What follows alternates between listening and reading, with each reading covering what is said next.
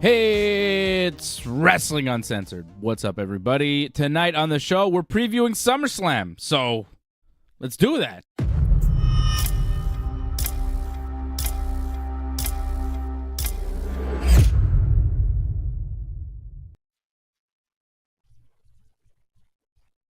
Ba-ba-ba, let's do that. Let's do that. Hey, John, you ready to do that? Yeah, last year's SummerSlam was the best show, I thought, last year, so high expectations for this one. If they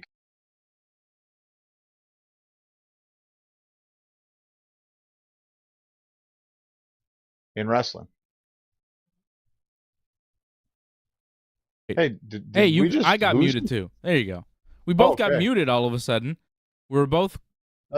That's fun. Yeah. We're back. SummerSlam. Yes. It was the best show of the year last year, and you have high hopes, and you think that tomorrow's got to deliver? Do you think it will? Do you think, on paper, it has the ability to be the best show of the year? I mean, we're halfway through the year, more than halfway through the year now, in August. And let me give you the rundown of what we have tomorrow night. Cody Rhodes versus Brock Lesnar in the trilogy match. Seth freaking Rollins versus... trilogies. Are they really? Yeah. Oh. Kind of. Well, the triple threat isn't, but in a way it is. Okay, fine. But all the other main events are. I hadn't thought of that. SummerSlam, Night of Trilogies.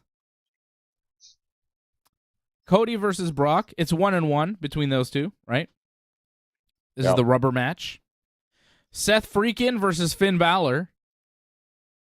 This is a trilogy?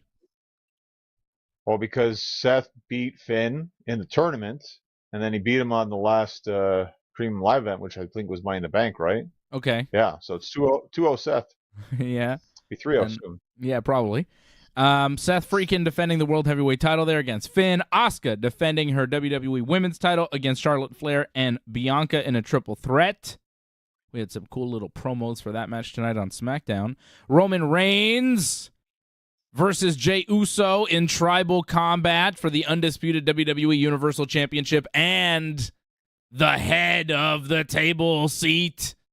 You get to be tribal chief if you win. Gunther, the Ring General, defending the Intercontinental Championship against Drew McIntyre. I was just saying this week, you know a guy is real good when me, noted Jewish man,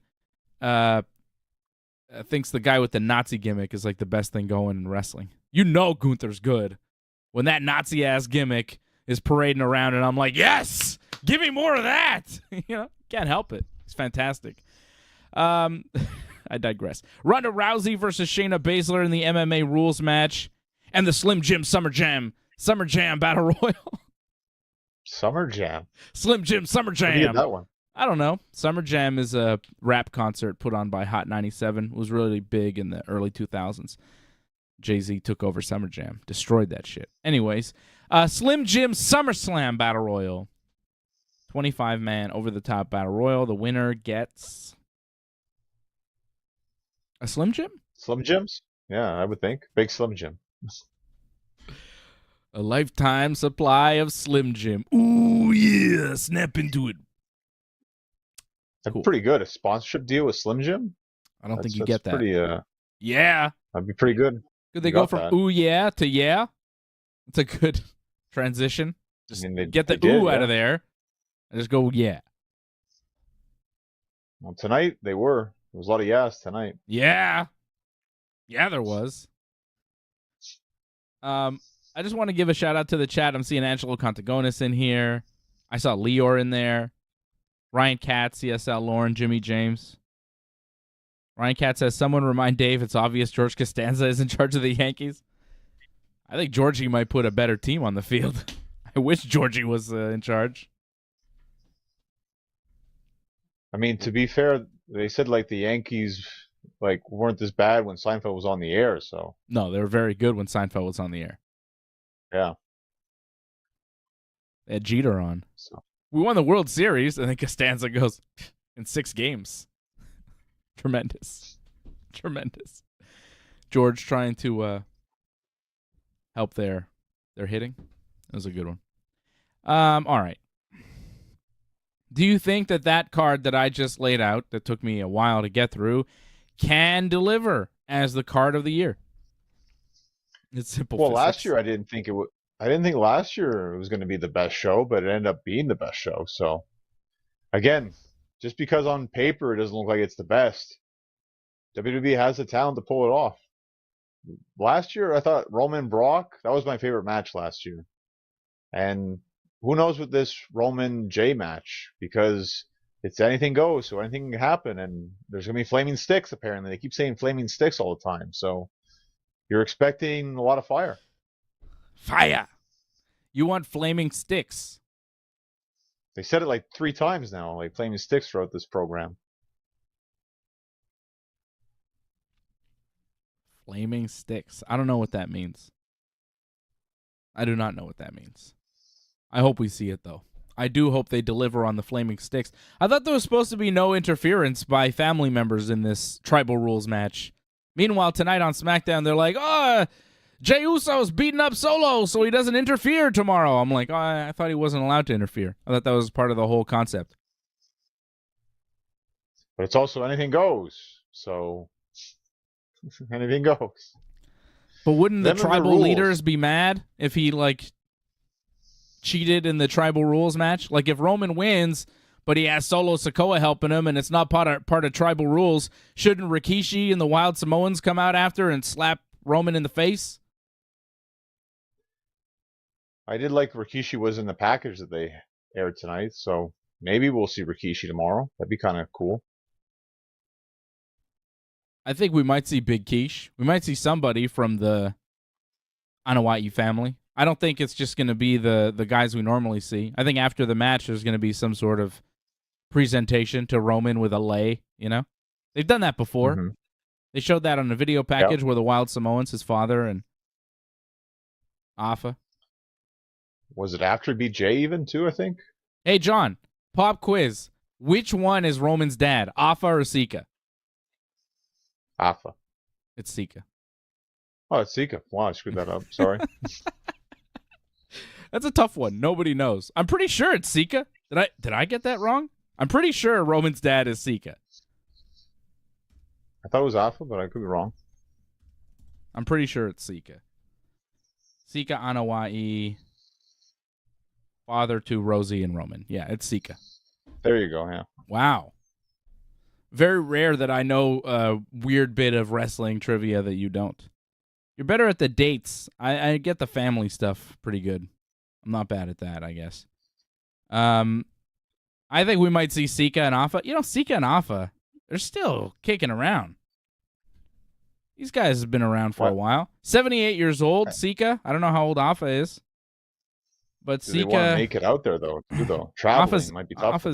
Afa's 80 now. Yeah, I think they'll be there. I think they might be there. Why not? It's a big match. SummerSlam. A lot of talk about their family. A lot of talk about them. I could see Afa and Sika showing up. Don't you think Sika would want to see his son in this big match against his cousin Jay? Well, they're going to make it 50,000 because they don't have 50,000 fans there. So I guess to add to that 50,000 number they're throwing out, be good to have them there, I guess. They don't have 50,000? I think it's 45,000 right now, but, ghosts count. The people outside in the streets count, I guess. So I'm surprised they weren't able to sell out for SummerSlam. If I was in Detroit, I'd buy a ticket. Why not? I don't know if they distributed over 50,000. Sometimes they only distribute so much. So 45,000 is still impressive, though. Yeah. You're wrestling Jeremy Prophet in November in Ontario? Yeah, I announced that on Instagram this afternoon, yeah. Oh. That'll be November 4th. I think AJ saw it too, so AJ is posting. Shout out to AJ. I guess AJ wants to go. Right? Yeah. I don't know. All right. Renfu's kind of far, though. I don't know if he's realizing that, but okay. It's not Montreal, Renfu. Yeah, AJ will say he's going somewhere in November, in August. But ask him in November. And then we'll know, right? I don't know. Yeah. Okay. I just want to address a comment from Leor. He was like the first comment I saw in the YouTube chat. Shout out to everybody watching us on YouTube. Rumble. All my Rumblers ready to rumble for tomorrow night. SummerSlam. Everybody on Kick, Twitch, Twitter, Facebook. Is it Twitter or X? I still am not clear. I know I was talking about it last night with Fred. Call it Twitter. Do I say Twitter?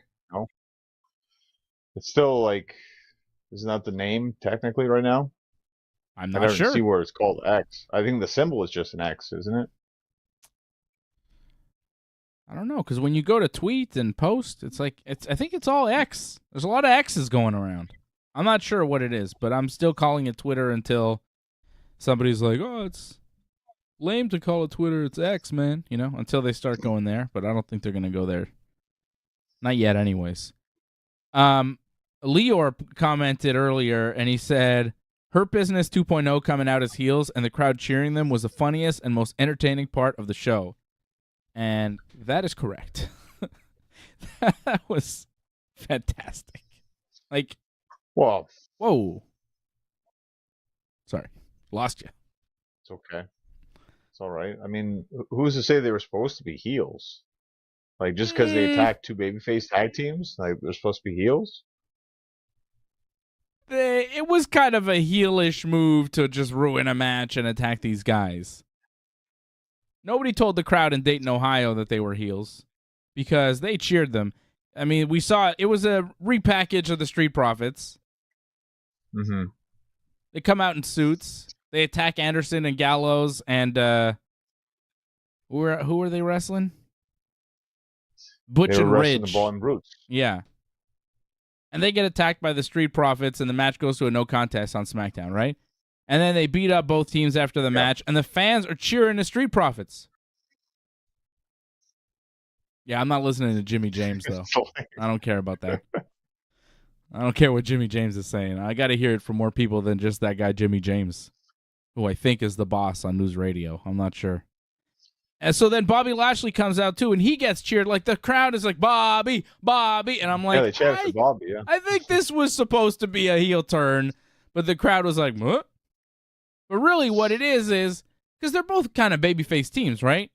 The Good Brothers are with AJ Styles, who's a babyface. They're all babyface teams. They're all babyface teams. But the Street Profits have been a babyface team, and they come out with suits attacking these other two babyface teams who aren't clearly established as strong babyface teams that are beloved by the fans. Because half the time, Butch and Ridge are heels, depending on the situation.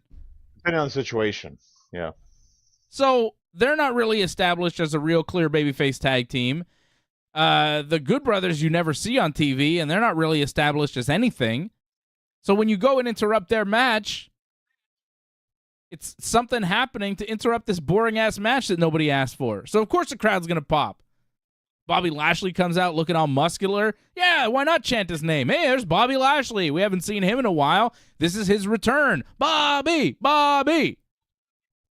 And I think part of the crowd knows that they're messing with the WWE's program by doing this. They're like, we actually like this. There's got to be a part of the crowd that's like, come on. If I was there, I'd be like, oh, this is supposed to be a heel turn. Nope. Let's go, Bobby. Get up, Street Profits. I think there was part of that going on in the crowd, but also just like, oh, we like the Street Profits. We don't care that they're in different clothes. And that was the WWE trying, that was their attempt. Let's put them out in suits and ties and give them a slightly different haircut and have them attack these baby faces and ruin a good wrestling match. Everybody needed to see the finish of the Good Brothers versus Ridge and Butch. We needed a conclusive finish to this match, this contest, pal. And then, oh no, the dastardly Street Profits come in and ruin it for everybody. And the fans are like, yeah, not really, though. That's how I read it. Did you read it as the Street Profits come out, attack everybody, and are supposed to be cheered universally by all the fans? I don't know. Didn't seem like that to me. Yeah. Seemed like something messed up. Seems like the reaction was unintended. Well, it made a lot of sense to me because the way I saw that, the Brawling Brutes and the OC, the match didn't really have any heat to it. The fans didn't really seem to care one way or the other. Just things were happening. They're oohing and awing just because things are happening. But they don't have any invested interest in these teams because none of them are really over. And that's a problem. Yeah. When none of the teams are over, and then you have a team that is kind of over in the Street Profits. So they're going to cheer them. So to me, it made a lot of sense. However, I think WWE overestimated the fact that their teams aren't as over as they think they are. Yeah. So that was the problem, I think. Don't you think the intended effect? Don't you think the intended effect from WWE was to make these guys heels? Don't you think they tried to do that and it just backfired on them? Well, this was a great lesson where it's like just because, it's faces and you attack a face, it's going to make you a bad person. Not so much. There's levels to this. Like the Street Profits are more over than both those teams combined. So you can't just do that. I'm just remembering now, like WCW when they tried to turn Sting heel. Like Sting was the most beloved hero in WCW. And you have to do the worst thing to the worst heel, or the worst, the best babyface. But they didn't really have a better babyface than Sting, so it doesn't really work. And it kind of felt like this here, too. When you got a lot of guys that aren't clearly over as babyfaces, and then you try to make heels off of them, it doesn't work. Doesn't work. And it was pretty funny. I thought it was pretty funny. Lior thought it was funny. I quite enjoyed it, because it was clearly like, here comes some heels to do a bad thing, and look at Street Profits, they're mean now. And the crowd's like, nah. We like them. Like, what mean thing did they do, really? They ruined a match. That's about it. They ruined a good wrestling match. People didn't really care, so actually they saved people from watching a match. Yeah. It was like 911 back in ECW. A little bit, yeah. Not as impressive, but... No, but like just to end... They kind of messed up that last move. Just to ruin it, just to end it. Did they mess up a move? I didn't notice. That last move looked kind of rough. I don't think that was what it was supposed to be intended. It was supposed to be like a pounce, I think, and do like a German, but it was like a German / I'll just throw you to the side and whatever happened there. Yeah, it wasn't clean, but it was, I didn't think that was messed up. I just thought, oh, that's what they do. Well, I haven't seen them. First match had a botch. I haven't seen them execute it like perfectly. You know what I mean? To compare it, so I don't really know. Maybe that's just how they do that move. I think they've done it right before when they wrestled like the Alpha Academy, I think. Okay. Let's get to SummerSlam. You want to get to SummerSlam? 7 matches, right? Unless there's anything else announced? I don't 8 think matches. So. 8 matches. 8 matches. Mm-hmm. They'll be okay, I think, hopefully. Yeah. Becky Trish is not going to be on SummerSlam. We should probably address that because it's been subject of controversy this week. Why are Becky Lynch and Trish Stratus not wrestling at SummerSlam? We thought it last week that they were going to be on SummerSlam. We thought that was like a lock. Yes. So I'm surprised. They've been building this big feud, and you would think that the payoff match would be at SummerSlam, but they announced this week that the match will take place in 2 weeks in Winnipeg on Raw. Becky Lynch wrestled Trish, kind of. She had a match with Trish on Raw this week, but Zoe Stark jumped in and started attacking Becky as soon as the bell rang because Adam Pearce demanded that Trish wrestle, and Trish didn't want to wrestle. So Zoe Stark just caused a disqualification immediately. Did it not look like Zoe attacked Trish at first? Because she just came in there stomping, and Trish is the one on the ground. Becky wasn't on the ground, and she was stomping. Trish is the only one that you clearly just stomped Trish. You think? I don't know if you caught that or not. I don't know. Yeah, because she comes in and just does a stomp. And but I Becky's think that was her. Ground. I thought that was her just kind of stepping hard into the ring. That looked clearly like an intent to kick. I thought it was a stumble. Well, maybe if it was Why a would stumble, she she kick clearly Trish? hit Trish. How could she get that confused? She's standing next to Trish for months. She's got to attack the red-haired one. Get the red-haired one. Well, I could see easily how that happened. It's just she slid in the ring, and she's like, "Oh, I got to get up right away and hit," So she didn't really think about it. She just hit instead of look. God. So I didn't catch that, but that's awful if that really happened. So Becky attacked them, and then they set up the match in Winnipeg on Raw in 2 weeks' time. And everybody goes, what? What? Why? Why isn't it at SummerSlam? Well, I say, hang on a second, guys. We have to actually watch SummerSlam. How long do you want this show to be? Do you want all your favorite wrestlers to be wrestling at SummerSlam? Because if you do, you might have a 5 to 6 hour show.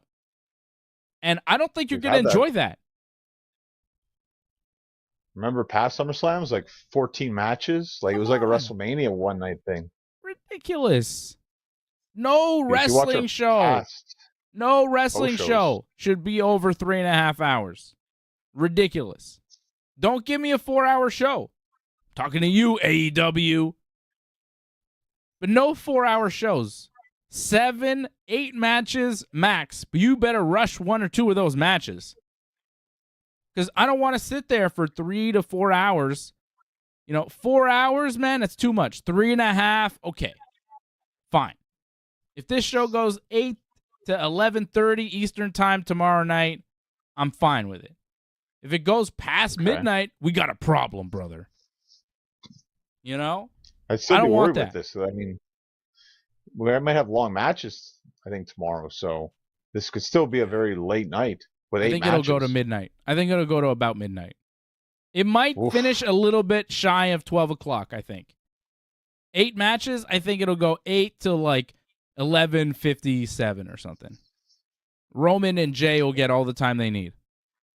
Well, yeah, of course. I'm expecting that's close to 30 minutes, but everything else, doesn't really need to go longer than 15 at most. Nope.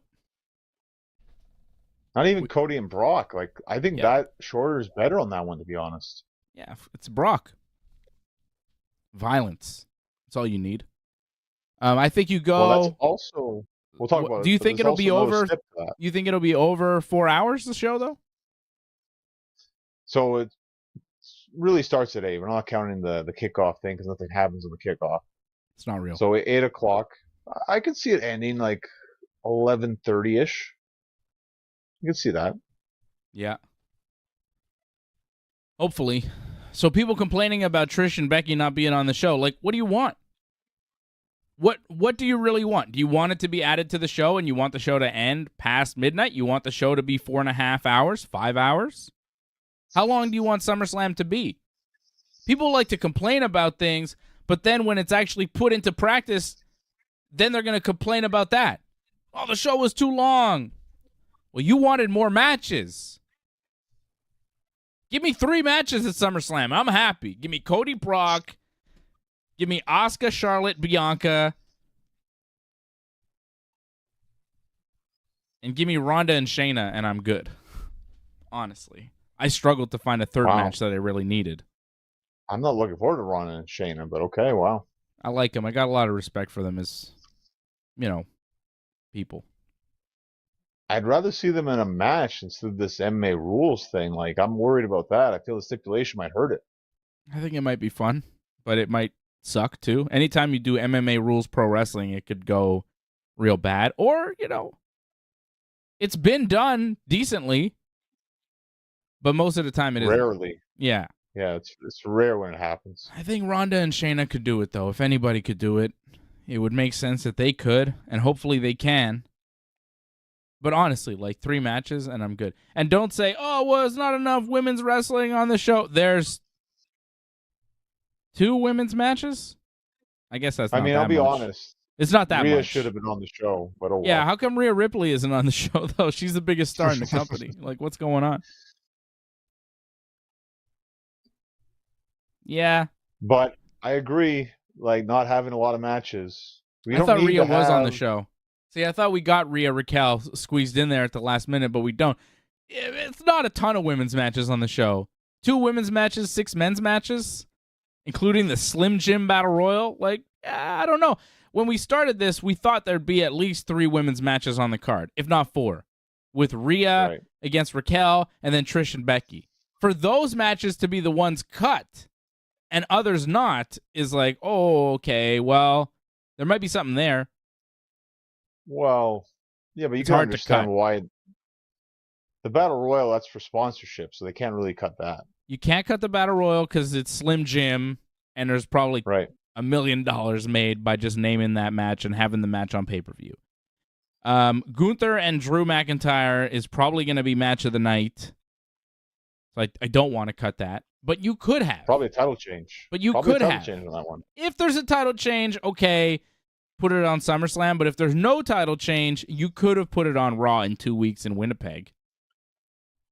Agreed. But I think that we got a title change. So I think that's why they need this on SummerSlam. Ricochet, Logan Paul, you can't cancel because Logan Paul. Right. Roman and Jey Uso, you can't cancel because it's Roman and Jey Uso. It's Roman, you know. And Cody and Brock, I mean, obviously, that's a headliner. You can't get rid of that off SummerSlam. You can't be like, well, it's on Raw instead. Like, nah. But Seth and Finn for a third time? Is anybody really clamoring to see that? Is that necessary? Yeah, but it's Seth's title, which they're trying to make into a big thing, so that's got to. Rhea's title means more. Rhea's title should mean more. It's Rhea. I don't disagree with you. Bigger star, better promo, more presence, and will be with the company for a longer amount of time. More upside with Rhea Ripley, more reason to push her at SummerSlam than Seth Rollins. I'll put that in there. I would take Rhea. I mean, I want the leader of the Judgment Day, not Finn Balor, the fourth. That's right, I said it. It goes Rhea, Damian, Dirty Dom, and then Finn. After Dirty Dom. Well, we'll talk about it tonight, but I thought Finn had a great promo this week, actually. So really? I don't know about that one. Yeah, I really like Finn's promo. He's saying the same thing over and over again. You took it from me, and I'm going to get it back, you dirty dog. He doesn't talk like that. Yes, he does. I'm Finn Balor, and I talk like this. Ah, Seth Rollins, I hate you so much. You ruined me career, you did. I'm going to get it back from you, Seth Rollins. Ah, you married an Irish girl, you scallywag. He's a pirate, well, if you too. Think about a bit of a pirate. Yeah. I mean, Finn got Becky like into wrestling, no? Like, or helped her along the way? Like, I don't know. They're probably friends or whatever. That's not the point. I don't care about Becky and Finn and they're Irish. Okay, who gives a shit? My point is, I don't give a shit about these guys. I don't need them on the pay-per-view. I could have had Trish Stratus and Becky Lynch. I don't want the B-side in the marriage. I want the A-side. I want Becky. I don't want Seth. Seth's the B-side in that couple, my friends. Trish Stratus over Finn Balor all day, every day. What? Come on. Well, that match should have been on pay-per-view instead of Seth and Finn. Put Seth and Finn for the world title on Raw. Doesn't need to be at SummerSlam. That's a snoozer, man. That's the match where I go, I get a drink, maybe have a smoke break. I'm disappearing during that match because I don't care whatsoever. Unless Damian Priest cashes in, which he won't. Fine. No reason. All right. But no reason. Screw that title. That title's the jabroni title. That's the B title. There's only one champion in WWE. Yeah, he's the undisputed champion. I don't disagree with that one whatsoever. He's got 3 belts, man. He's still walking around with 3 belts. I mean, he wasn't walking around anywhere tonight because he wasn't at SmackDown.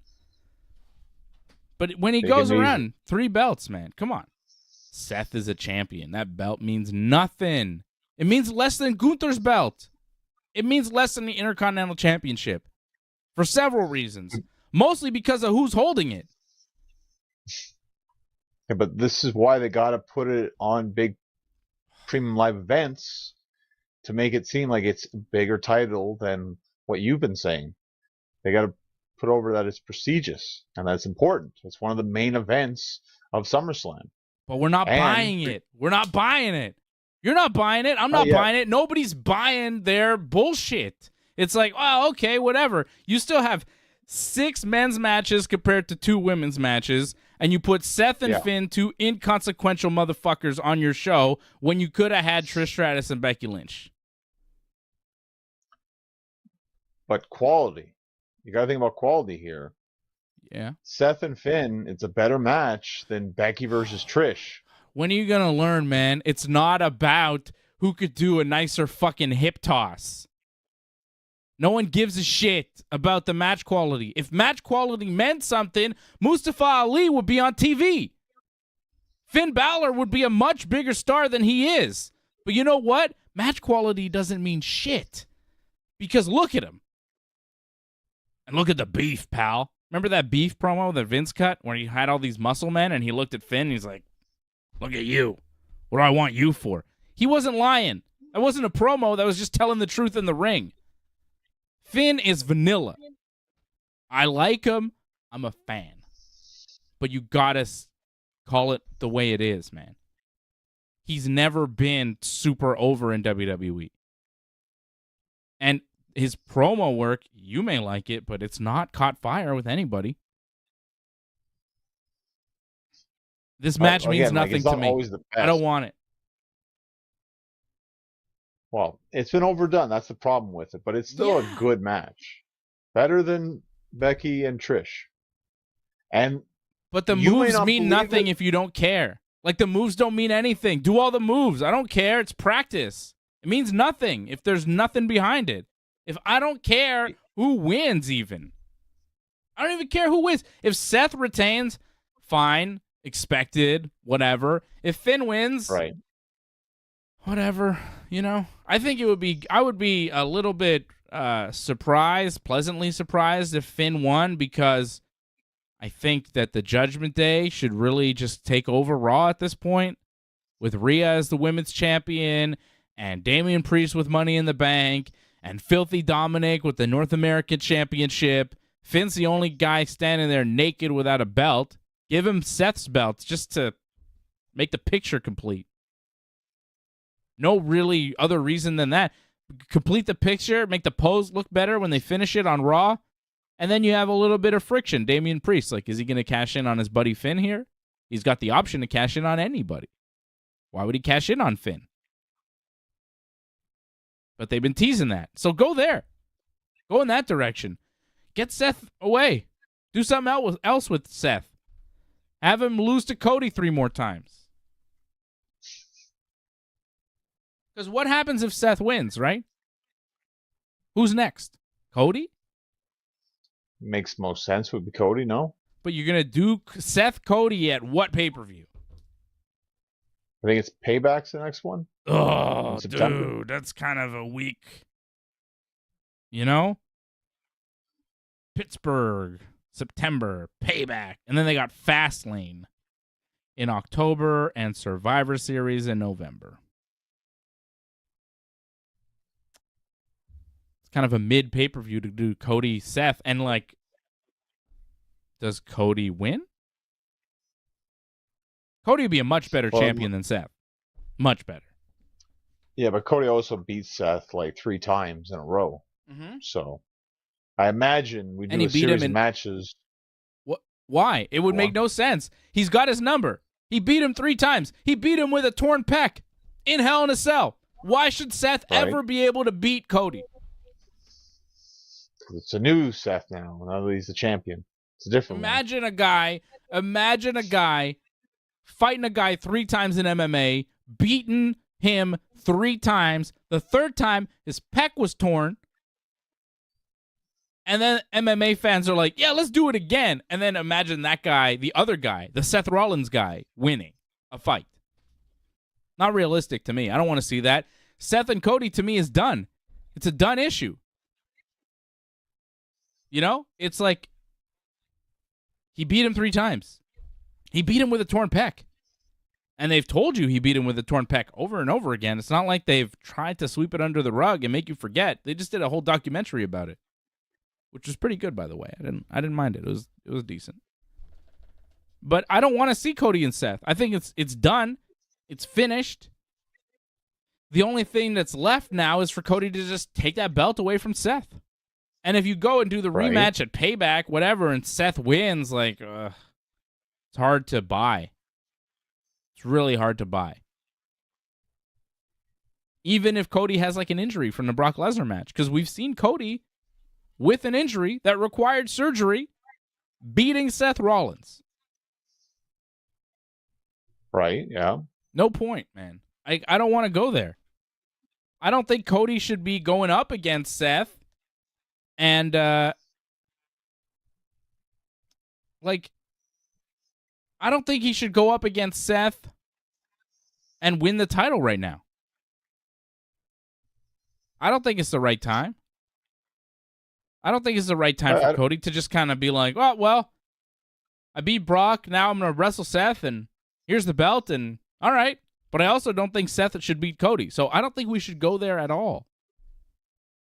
Not yet, maybe. I agree, not yet. But it's just because of the lack of challengers now. Who else could Seth face? That's why you switched the belt.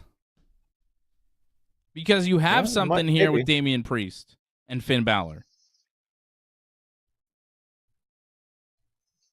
I wouldn't be opposed to it. I just feel that they're going to give Seth a decent reign, and it's going to last a couple more months.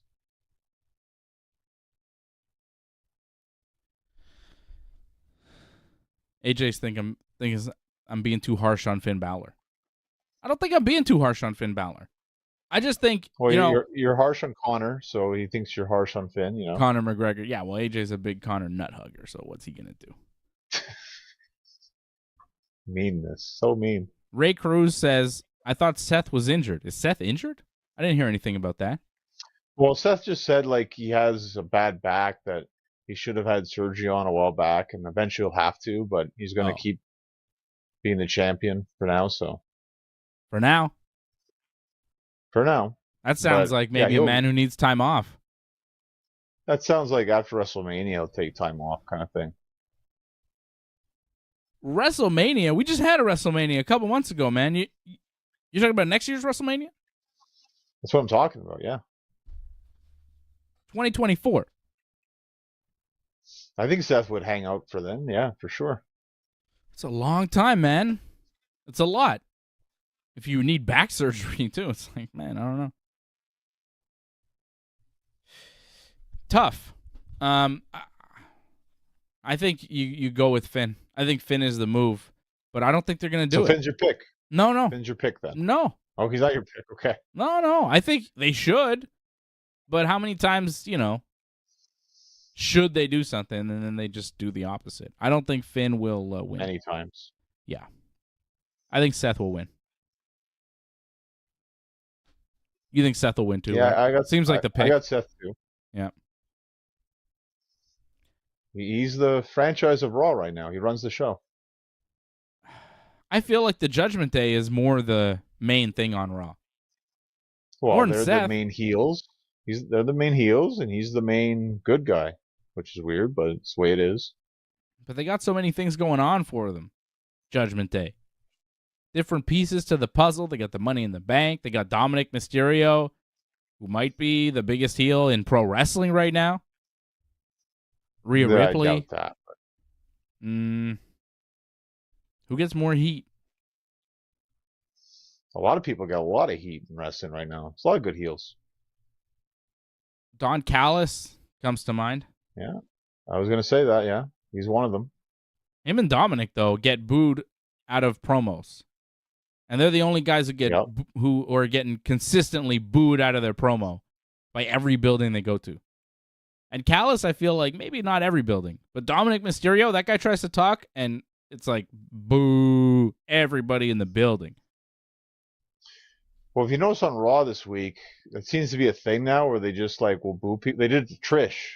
I don't know if you noticed that when. So it's a thing now. Just boo people out of the building. But Dominic kind of started it. It kind of started with Dominic, and now the crowd's like, oh, we can do this to people. I've seen it done before, but Dominic has popularized it recently. because he plays into it. You know, he's trying to talk and then they boo and he stops. Like, you can hate him all you want, John, but I'm telling you, he's playing it well. In the ring, like, yeah, sure. But again, it's about the character. You got to have the character, too. How many times do we see guys that are just super plain in the ring, like good in the ring, but plain otherwise, and you're like, man, if only they had character. Dominic has the character thing down. The heel character, it's pretty good. In the ring, like, I don't really want to watch him wrestle, but his promos are kind of interesting because the crowd goes bananas.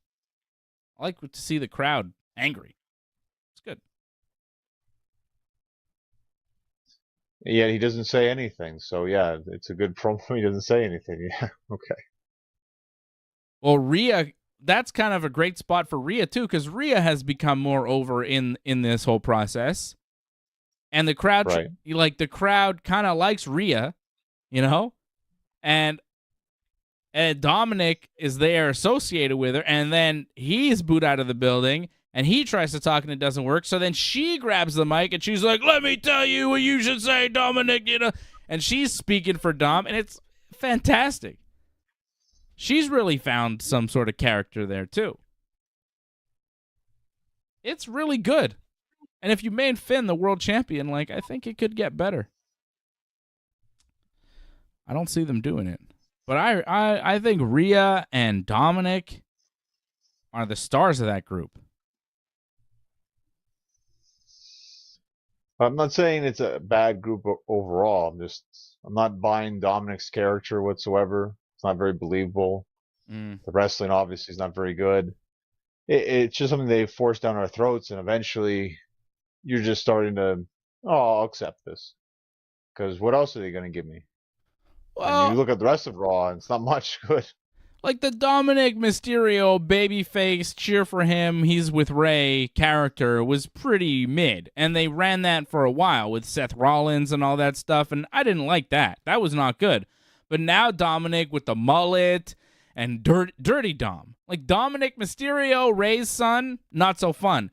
Dirty Dom with Rhea Ripley and the Judgment Day has really grown into something. Different characters. This one works. Like Roman Reigns with the Shield, smiling, suffering succotash, not so good. Tribal Chief Roman Reigns, head of the table Roman Reigns, much better. Different characters.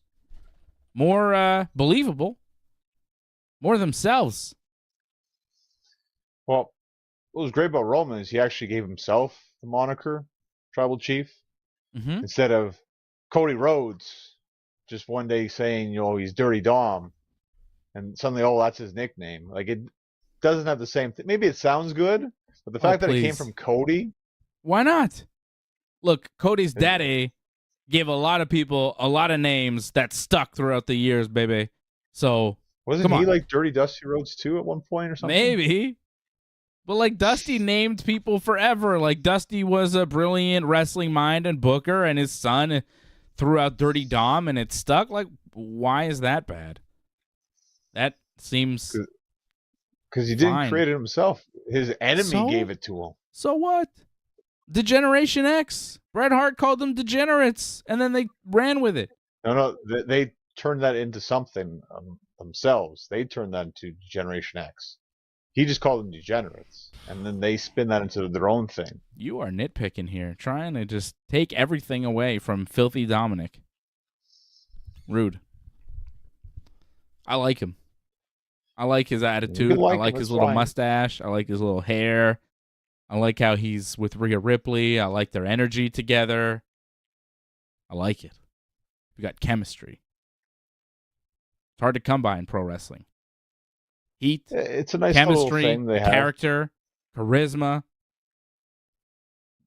You don't see that a lot, especially today.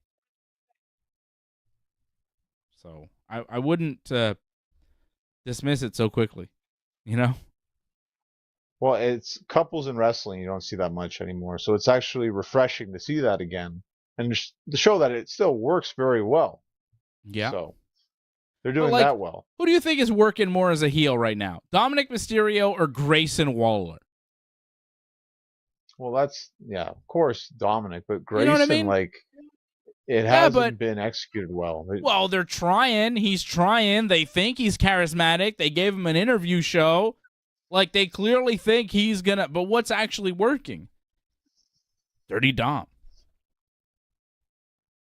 They're going to try with Grayson. They're just giving him the rub with everybody. Like, just put him with a bunch of people, and he'll get over off that. That's the problem. What they're doing is that they're not letting him actually wrestle and try to get over with his wrestling, because I guess maybe they don't like his wrestling. To me, his wrestling wasn't that bad, but it's actually his interactions that aren't really entertaining. Oh, man. Yeah, he had another one tonight that was not great. Grayson Waller. I'm Grayson Waller. I'm gonna do him. I'm gonna do his accent too. Impression of Grayson. Hey, I'm Grayson Waller. I'm from Australia. Hey, matey. Oh shit! All right, I'm gonna get in trouble. Yeah, you're gonna offend a lot of people, but it's okay. I like the Australians. They're cool, man. I can't do they could do my accent. Hey, I'm Dave. I'm a dickhead. You know? Go for it. Seth beats Finn. Cody beats Brock. Right? And then we're done with Cody and Brock? I would think, yeah. I think Brock's probably going to take a vacation after SummerSlam, more than likely. Yeah. And Cody's got to win, right? I don't think he has to win, but they're probably going to give him the win, because for Cody, it's a big deal. So Cody has to get the win for him. Brock doesn't need to take 2 out of 3 from Cody. Cody needs to take the last one at SummerSlam from Brock to move on, to move forward. Like, come on. He needs it. I just look at it in terms of a fight. It's like, well, I would take Brock over Cody if it's a fight. But. Oh, you're looking at it in terms of a fight now, are you, John? Same guy who thought Seth Rollins and Cody Rhodes should wrestle again after it's 3-0 with a busted pec. Now it's a fucking fight, John. What? Well, because Brock actually has fought. Where Cody and Seth... Oh, what the fuck? That doesn't mean anything. No. No. Can't say that. I mean, let's face it. Seth got exposed when that fan jumped him. Seth can't do much in a fight. So Cody Rhodes is state wrestling champion, Georgia state champion. It's not really fair with that. So, but even still, with Cody's credentials, I'd still take Brock in a fight. So, holy shit, it's not a fight. It's a wrestling match. It's a work, and Brock has to lose for the story to continue for Cody. Well, if they can make it believable, it's fine. I just find even when Cody beat him the first time, it wasn't very believable. I felt like Brock should have beat him up even more. Didn't Brock put him in an armbar and Cody just rolled him up or something? He did. That was the finish. Yeah, he rolled him in an armbar. Finish. Pinned him from the armbar. But I thought Cody got a lot of offense in, though. It should have been more of him fighting to try to get offense. I thought Cody... I think he hit a bunch of Cody cutters. He hit a bunch of finishers on Brock, if I'm not mistaken. They made that very much back and forth. But I think both matches have been very much back and forth. That's where it's I don't completely buy that. Brock should be mostly destroying him. It should be 70-30 offense for Brock. Not almost 50-50, it feels like at times. AJ's up to no good, it sounds like. Yeah. In the chat. I don't know. They ignore AJ. But I know what you're saying. It does seem like they're trying to make them even. Yeah. It's a fight, and Brock should worry about Cody as much as Cody's worried about Brock. Which seems odd. But that's kind of how they book Roman and Cody. Roman and Brock. You know? Yeah. So... if they're trying to put Cody on the same level or close, it makes sense. But just looking at it and just kind of the way they're built, right? Roman's a little thicker than Cody. He's a little bit more believable on the poster next to Brock in a fight. You know what I'm saying? Of course. So to have Cody there and Brock, and it's it's 50-50. you kind of look at Cody and you're like, wow, you're a little small to make it 50-50. But at the same time, if you want to look at it like a fight, like Cody was a state wrestling champion. He is like 10 years younger than Brock. There's something there you could take, I guess. But I know what you mean, but I think that there's a reason for that. And, they're trying to build and elevate Cody. It's just part of the presentation of Cody. Like, they have to make Cody look strong. And to make Cody look strong, he's got to go toe-to-toe with the Beast. Even though it's not super believable when it's presented there in the ring. It looks a little weird, right? It just looks off. You're not going to get weapons, too. Apparently, this is just going to be a straight-up match. I expect we'll get some, garbage wrestling around the outside or whatever to start, and then the match actually starts. But for the most part, if it's straight up one-on-one like that, it shouldn't last long.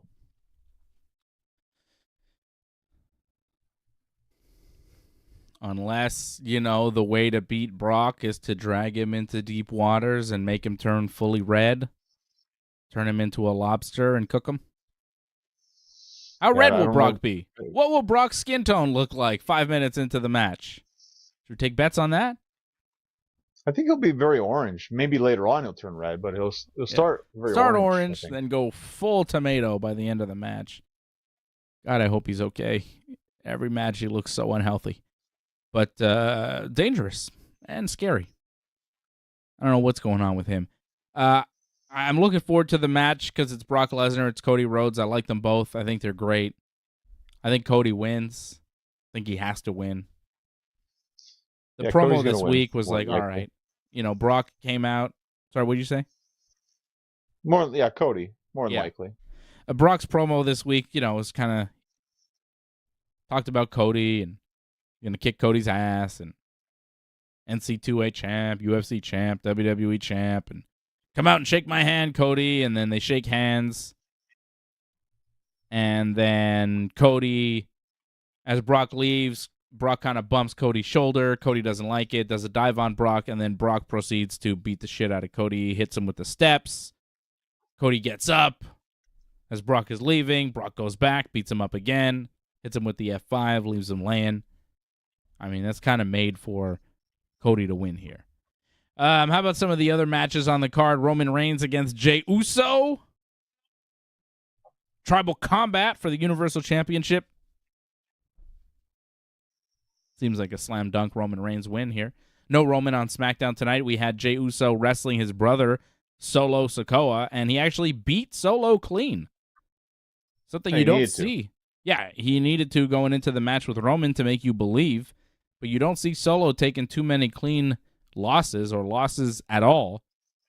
Took a spear and a top rope splash from his brother Jay, and then tried to attack Jay with a chair after the match, but Jay turned the tables and hit him with the chair a bunch of times and celebrated with the crowd going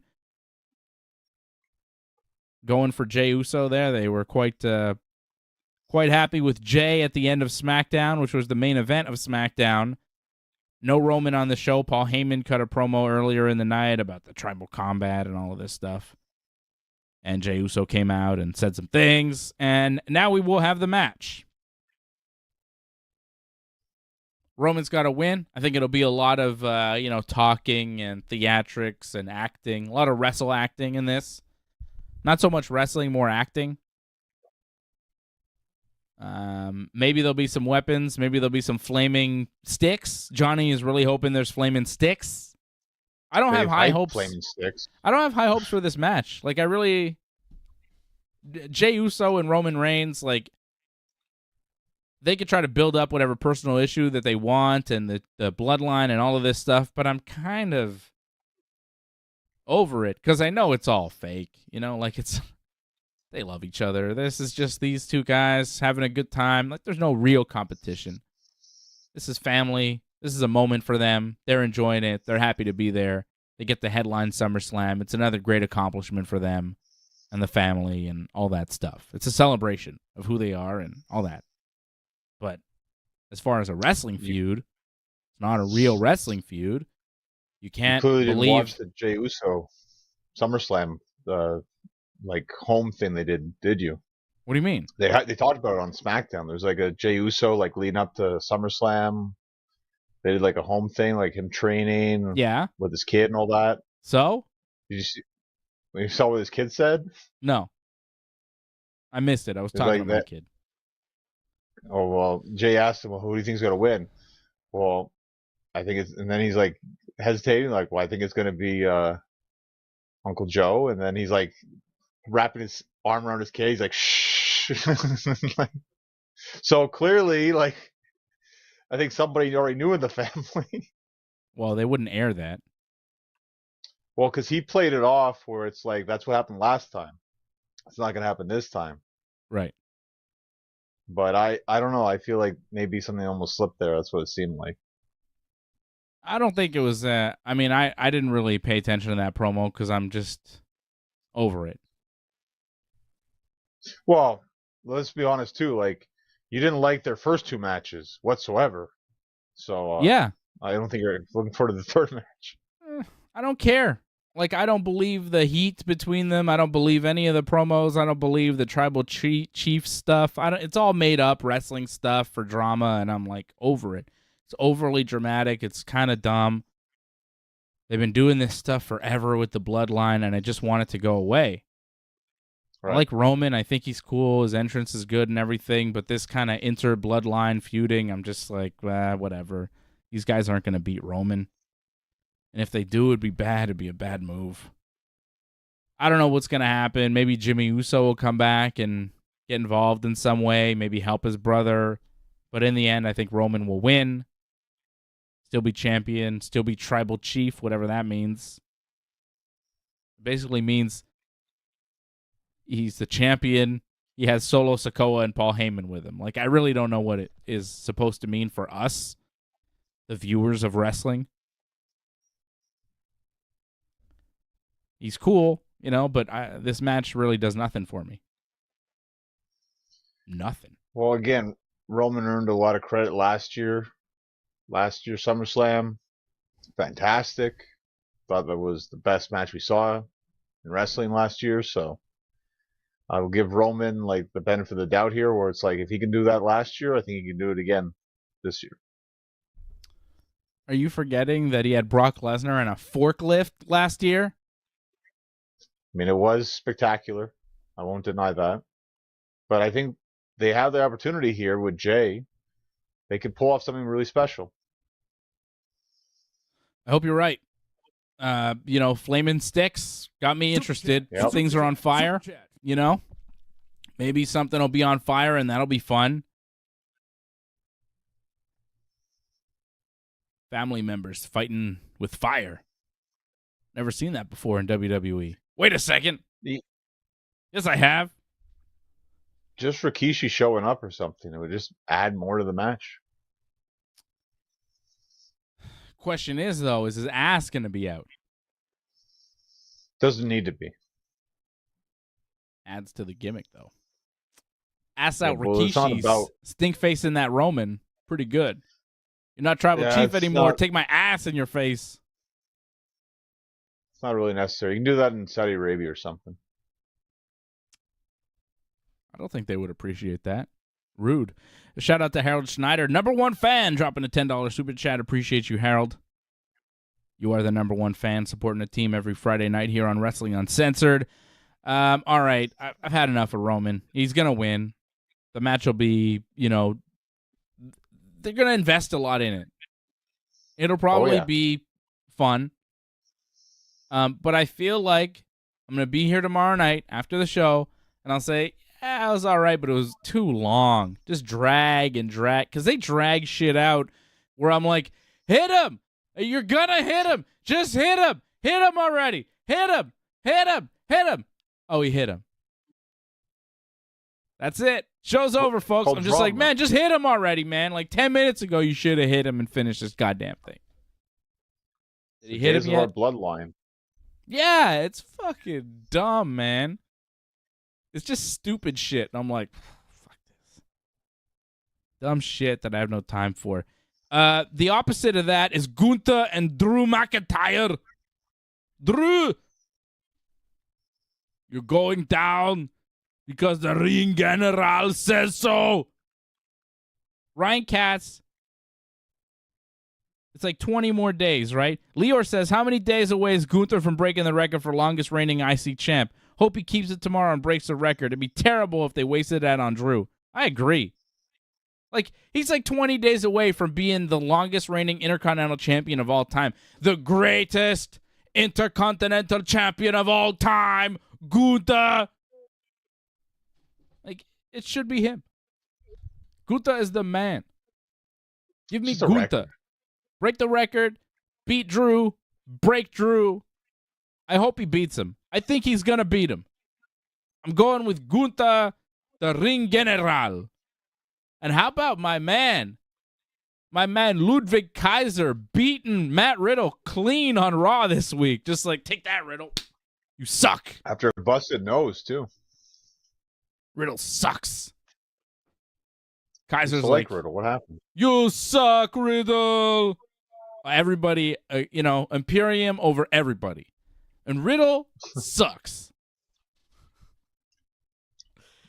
I don't know. Wow, there's something about porn star, and he's all hated now. He impregnated one too, didn't he?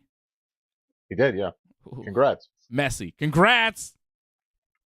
Maybe take care of your original kids, and then I can congratulate you on having new ones.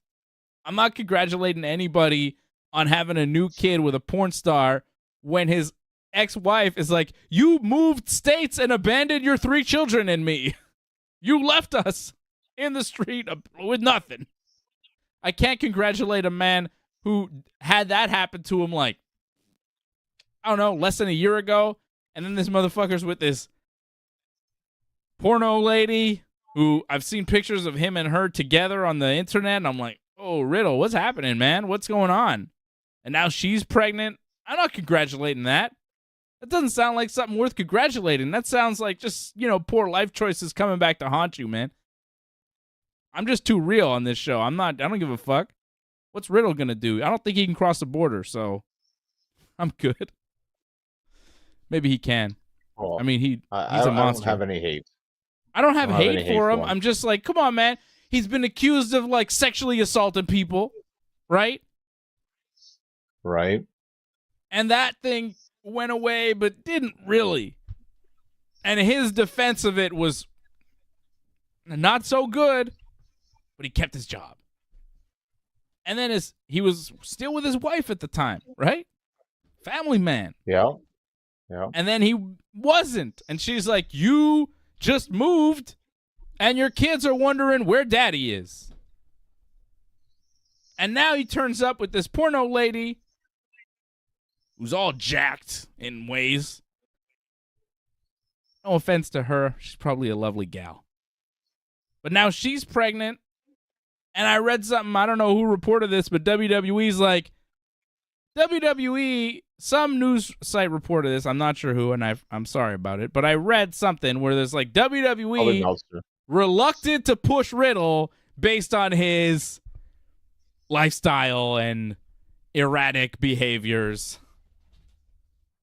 And then he loses clean to Kaiser on Raw. And you go, whoa, that's a big win for Kaiser. That's a big loss for Riddle. Which kind of confirms the reports, and you go, come on, man. There's just like a lot going against Riddle where I go, yeah, I don't know, man. It's hard to support this man. It's hard to support this man. Yeah, life is tough. It's not easy, and everyone's going to make decisions that aren't in our favor, or your favor. So my favor? How about his kids' favor, man? What the fuck? What do you mean? I don't give a shit how bad it is with their mom. You can't just leave your kids. You can't. Oh, you didn't just. You can't. Nope. We don't know the whole story, though. Like, that was her side. You don't know his side. He's not living in the same state as his children, and he moved away. He moved states. Right. And like across Again, you don't know why he did that. I don't give a fuck why he did that.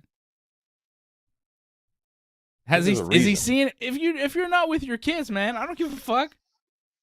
I don't care what you, like, what, I had my reasons. Well, your reasons are stupid, my friend. You're making stupid decisions with your life. Because if you have 3 kids and you leave them, you have fucked up in life. And then if you want to go and have more kids, you're double fucking up, man. What? I don't know where you're coming from. You don't have kids, so maybe it's different for you. Maybe you don't get it the same way. But to me, if you have kids and you move away from them and you don't see them anymore, I don't have a lot of time for you. I don't have a lot of time to support you or to like you or to respect you as a man. So fuck Riddle. I hope Kaiser beats him again next week. Vinci should beat him too. Everybody should beat him. Fuck the Riddle. I don't believe that's a confirmed match next week, but yeah, who gives a shit, John? What the fuck? Missing the point, eh? Fuck. He had his reasons. What the fuck do you mean he had his reasons? Why are you defending the indefensible? Well, because we don't know the whole story. Fuck. What?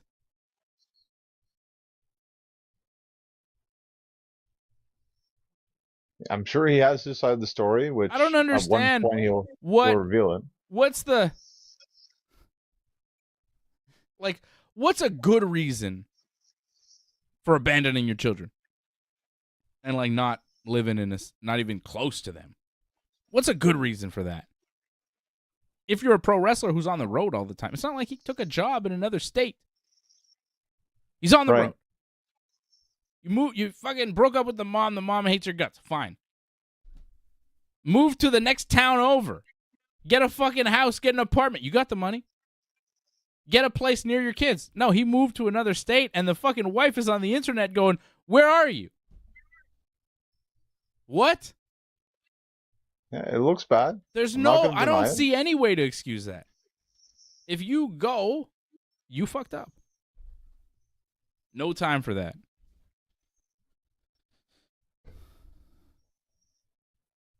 Again, he has his reasons. I don't know if they were good reasons, but he has his reasons. Yeah. Seems bad. Sebastian on Facebook says maybe she won't let him see the kids.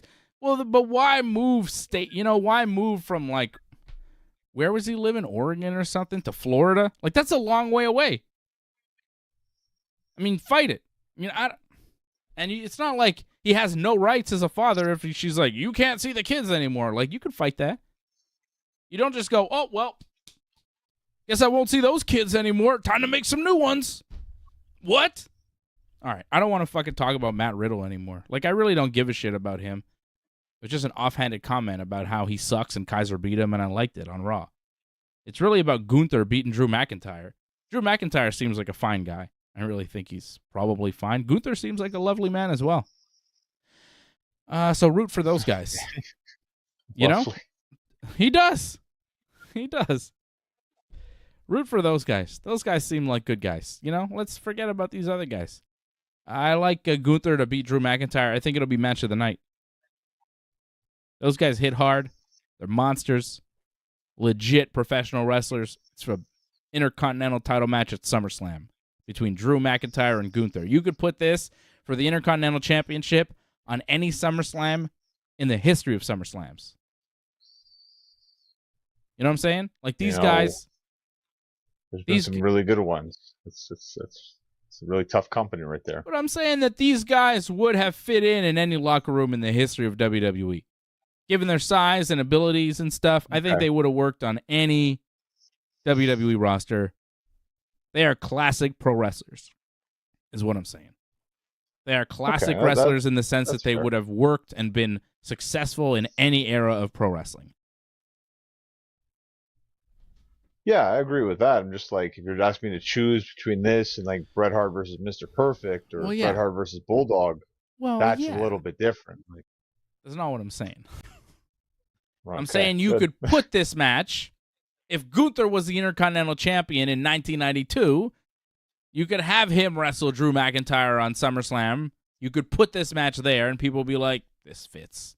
Although it'd probably be like work rate wise, step above what they're used to seeing. This will be great. Well, Brett and Bulldog was still pretty good in 92, to be honest. But different style, though, back then. You could do more with really less. Hard hitting. Yeah, but not like Gunther and Drew is going to be. They don't trade chops like Brett didn't chop. No, but Brett was still very physical and everything else, though. Yeah. Let's not argue about Bret Hart now. God damn, pal. You're trying to pick fights with me over ridiculousness. Trying to make me say, oh, Bret Hart sucks or something like that. Come on. What are you doing? I didn't say that. I'm just making sure you didn't say that. Well, I don't see a reason why I would ever say that. Okay, do you think Gunther's going to beat Drew or not, John?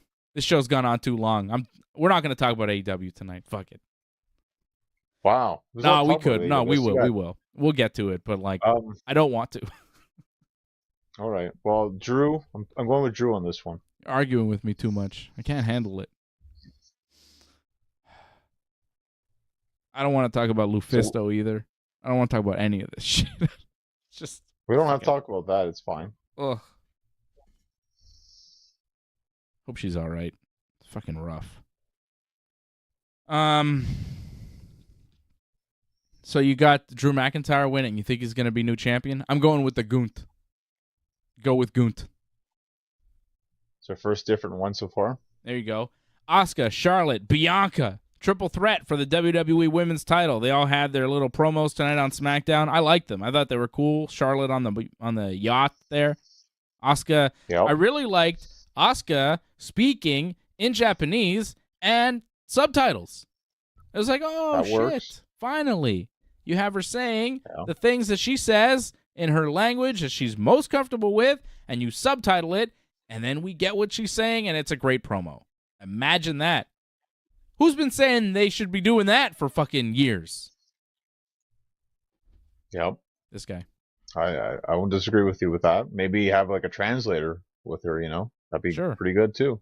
But more of those pre-tape promos with subtitles, That's how you do it.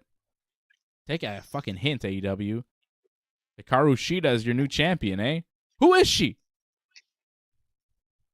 We'll talk about it. We'll get to her. Yeah, we'll talk about it. Yeah, it's not. I think Charlotte's going to win this match. I think Charlotte's going to take it from Asuka, and then Io is going to cash in, and Io will walk out of SummerSlam as champion. Yeah, we talked about this last week. Same thing, yeah. Right, yeah. Nice. Yep, agreed. For now. Next, Rick O'Shea versus Logan Paul. I mean, apparently this is going to open up the card because Logan is going to hop on a private jet and then go see his brother knock out Nate Diaz in a boxing match later that night. Wow. So this will open the show. Nate. What? Surprise. You don't believe in Nate Diaz? Wow. I don't know. You see the shape of him at the weigh-in today? Wow. Let's face it. Like, this is just a money grab, no? Yeah, well, that's what it seems like. And Nate's already like, yeah, if he wins a boxing match, whatever, but he can't really fight. And I'm like, oh, okay. When you start talking that MMA shit, like, come to the real fight, it's, mentally, this might not go so well for me in this boxing match, but, if it were jiu-jitsu, I'd fuck you up, man. And he's right. But that's not the game you're playing tomorrow, Nate. You're playing boxing. I think it's going to be sad. I think Jake Paul's going to beat up Nate Diaz and maybe knock him out. Knock him unconscious. I mean, Nate's never been knocked, clean out, MMA. Josh Thompson cracked him with a head kick that basically knocked him out, but, we've never seen Nate out cold. That would be the saddest thing ever. Fucking Nate Diaz just, sleeping on the mat because Jake Paul did it. Yo. But I could see it happening. I got Jake Paul. He's a big favorite. I think he's going to win. It's sad. If it were MMA, yeah, sure, Nate would win. But AJ's he looked as big as Jake. Yeah, but did you see, okay, size-wise, weight-wise, did you see how cut Jake Paul was compared to Nate? Nate looked not, and he's not all jacked up normally, but he's been more jacked up than this. He didn't look great. I got Logan Paul and Jake Paul tomorrow night. The Paul brothers double whammy. And Logan is Logan is a lock to beat Ricochet. Fucking AJ. Such a fucking AJ, that was the dumbest comment you ever fucking put out there, dude. AJ goes, Nate seems pissed. He might have an edge. Nate's always pissed, man. What are you talking about? Does he win every fight? Because if he's always pissed, man. When have you seen Nate Diaz like, hey, guys, how's it going? Yeah, me and Nate Diaz. Nate seems pissed. See, he might have an advantage. Yeah. Because Nate's usually happy-go-lucky, so you know when he flips a switch. What? you didn't get AJ last night, so now you're getting AJ tonight. So I mean, that was crazy. That was I just saw that flash on my screen. Nate seems pissed. He might have the edge. What? Dude, you're killing me. He did bring up a good point. That He's like, oh no, he's more pissed this time. More pissed. You're going to gauge the fucking anger level on this guy? I don't think you can gauge that level on Nate Diaz because I think it's 0 to 100 and it's just nothing in between. He might win. I mean, I hope you're right. I hope he does win. I really don't want to see Jake Paul win, but I think he will because the world is sad and shit goes wrong. It's run by the Paul brothers, sadly. So yeah, they'll more likely both win tomorrow. Fuck those guys. I fucking hate those guys. They suck. Are they done yet? Have they had their fucking 15 minutes of fame and we can move on? They're not done. They're not done, no. Man. I want them to be done because I'm not interested anymore. I'm really not interested in the boxing match tomorrow. And I love Nate Diaz, but I'm just like, whatever. I don't want to see another MMA hero just beat up by this stupid fucking guy, Jake Paul. And then Logan Paul, like, you're a spot monkey. You're not really a wrestler. Get a grip. Good promo. Good promo on Raw. It was all right. Like, he's good at talking. He's a better promo than Ricochet, but Ricochet is actually a wrestler. Who's going to lose to Logan Paul, make Logan Paul look good. But I don't think he's going to make him look that good because I don't think he can. Because Logan wants to do Ricochet stuff with Ricochet. And guess what, Logan Paul? You're not Will Ospreay, my friend. Your shit's going to look messy and botchy, and somebody might get seriously hurt. I know this guy is planning a plane trip, but he might have to take a trip in an ambulance. This guy might get his neck broken when he realizes that pro wrestling, you're playing for keeps. This is not fun and games. This is not, stunt goes wrong and you just bounce back. Sometimes you don't bounce back. He is fucking lucky that him and Ricochet at Money in the Bank didn't turn into a serious injury. Right? Yep. Oh, yeah. And I told you. I don't see any indication that this is going to go a different way when they actually have a match. Because I get the feeling that Logan Paul thinks he can do Ricochet stuff with Ricochet because he's a real wrestler. Logan Paul, you are not a real wrestler. The reason Ricochet can do the Ricochet things is because he has honed his craft. He has learned and spent countless hours around the world wrestling real matches in front of a variety of crowds. And that's how he's been able to get to the point that he's at in the WWE. It's not for his talking. It's not for his character. It's not for his size. It's for the shit that he can do in the ring. And that's not why you're there, Logan Paul. You're there because you're a celebrity, and it's all fun and games. And he's athletic? Fine. Logan Paul's athletic.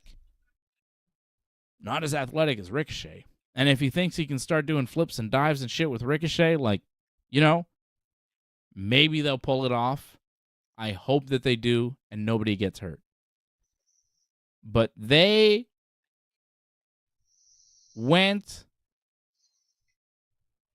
did something physical in the ring this week on Raw. Like, they did the little promo, right? And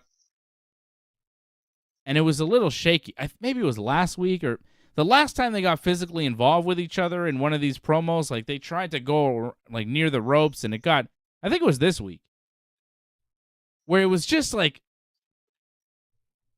shaky. I think the whole match is going to be shaky.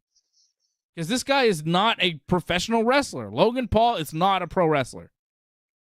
And there's only so long you can kind of skate by on the gimmick and doing the thing. He did it with Roman. He did it with Seth. But Ricochet is like a different type of wrestler. And if he thinks he's going to be able to go kind of move for move with Ricochet, it could turn real ugly. So, like, I worry. Because I think Ricochet is good, and he's a great flipper and everything, and he's, but I haven't seen much from Ricochet to show me that he can carry one of these celebrity matches. I don't know if he's that type of wrestler. We can kind of hold a guy's hand and lead him through it. Because that shit at Money in the Bank was pretty ugly. Yeah, but you got to understand something about this. Like, it's the way WWE is now. They do rehearsals, right? Like, I'm more than 100% positive that they've already gone over this match, like what's happening A to Z. They probably did the moves A to Z already, so I wouldn't be surprised if a lot of it just feels like we're just going from one spot to the other kind of thing. Like, it's going to be very much set up already, so yeah. This isn't like they go in the ring for the first time. They've probably been in the ring with each other a bunch of times already.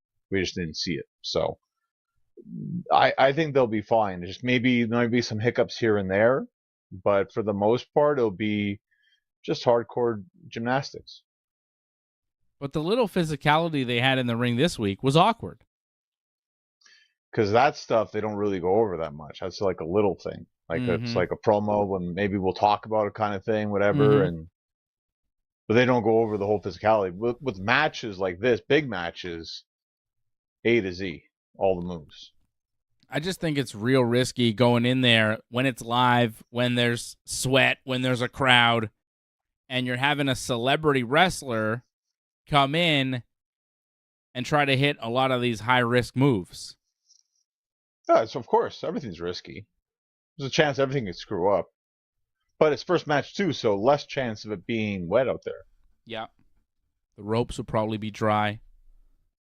Tight too. Yeah. Yeah, Logan Paul should win. I think the match could either be amazing, like, whoa, I can't believe they pulled that stunt off. It'll be stunts and flips and stuff. It'll either be really cool or like, ooh, fuck, that was a disaster. It'll either be botchamania or like flipomania, Not sure. Depends on what they do. Depends how they execute, right? Sorry, what? Yeah. I think it'll be a solid opener. It won't be perfect, but for an opening match, you're like, that's a good opening match, I think. Gunther will win. Okay. Oh, not Gunther, sorry. Well, I don't know. I don't know why I'm thinking about Gunther. Logan Paul will win. Logan Paul will win. Ronda Rousey and Shayna Baszler. I think Shayna's got to win this one, right? Ronda's going away. This is Shayna's match to win. I like the promos that they did this week on Raw. Shayna's promo, Ronda's promo. Solid stuff. You like these promos, really? Shayna was crying. Yeah, well, that's part of the problem with this. Like, you talk about believability and all this stuff. It's like, do you believe all that crying? Like, I do. I didn't believe that crying for a second. Really? I did. Wow. You think Shayna's a great actor and she could come and pull these emotions out of nowhere? That was real. There's real feelings there. I think it's a pre-taped, and they had it planned out like that. So I don't know. There's real stuff there. I think that they are cool with it, but Shayna's got to feel away, and them bringing it up, all the things that have happened between them, like, Shayna was a name in MMA. Before Ronda Rousey ever came around, Shayna was an established MMA fighter. And once, she got on The Ultimate Fighter, Ronda was her coach on The Ultimate Fighter. But Shayna had way more MMA fights than Ronda at that time and was more experienced in MMA. But Ronda was a hot thing, and Shayna was kind of on the way out. Like that, she was kind of at the tail end of her career when women's MMA started taking off in the UFC. She kind of caught the wave at the end, where Ronda kind of brought the wave up. So Shayna wasn't really able to capitalize on it, and she figured that out, moved over to pro wrestling, worked her way up in the indie scene, and then, Ronda's having all this great success in MMA, and it's all well and good until Ronda doesn't have success in MMA, and then all of a sudden she jumps the line, goes to the top of WWE, main events, WrestleMania, gets the big matches, gets the big titles. Like, it's happening again to Shayna, and Shayna illustrated all of that in her promo, and I think she was feeling real emotions there. I think they're friends. They've probably worked through it, but there's got to be some real feelings there. And, like, when Shayna's like, I was Ronda's training partner for all her fights, ask me how many fights Ronda came and trained with me. 0. Like, that felt real. I don't know if it is, but that makes sense. Like, that checks out. Like, as far as MMA and kind of how the game goes, like, yeah, that sounds about right. Because Ronda at that point, she's not going to go and help Shayna train for a fight necessarily, because maybe, a good teammate would, but it was the Ronda show, and it was different. She had that trainer guy, Armin, whatever. It was She a was different living time. her own show. Yeah, man. And, I could see Shayna being upset. I bought those promos. I like those promos. And I like that it's going to be an MMA rules match, because I think those two,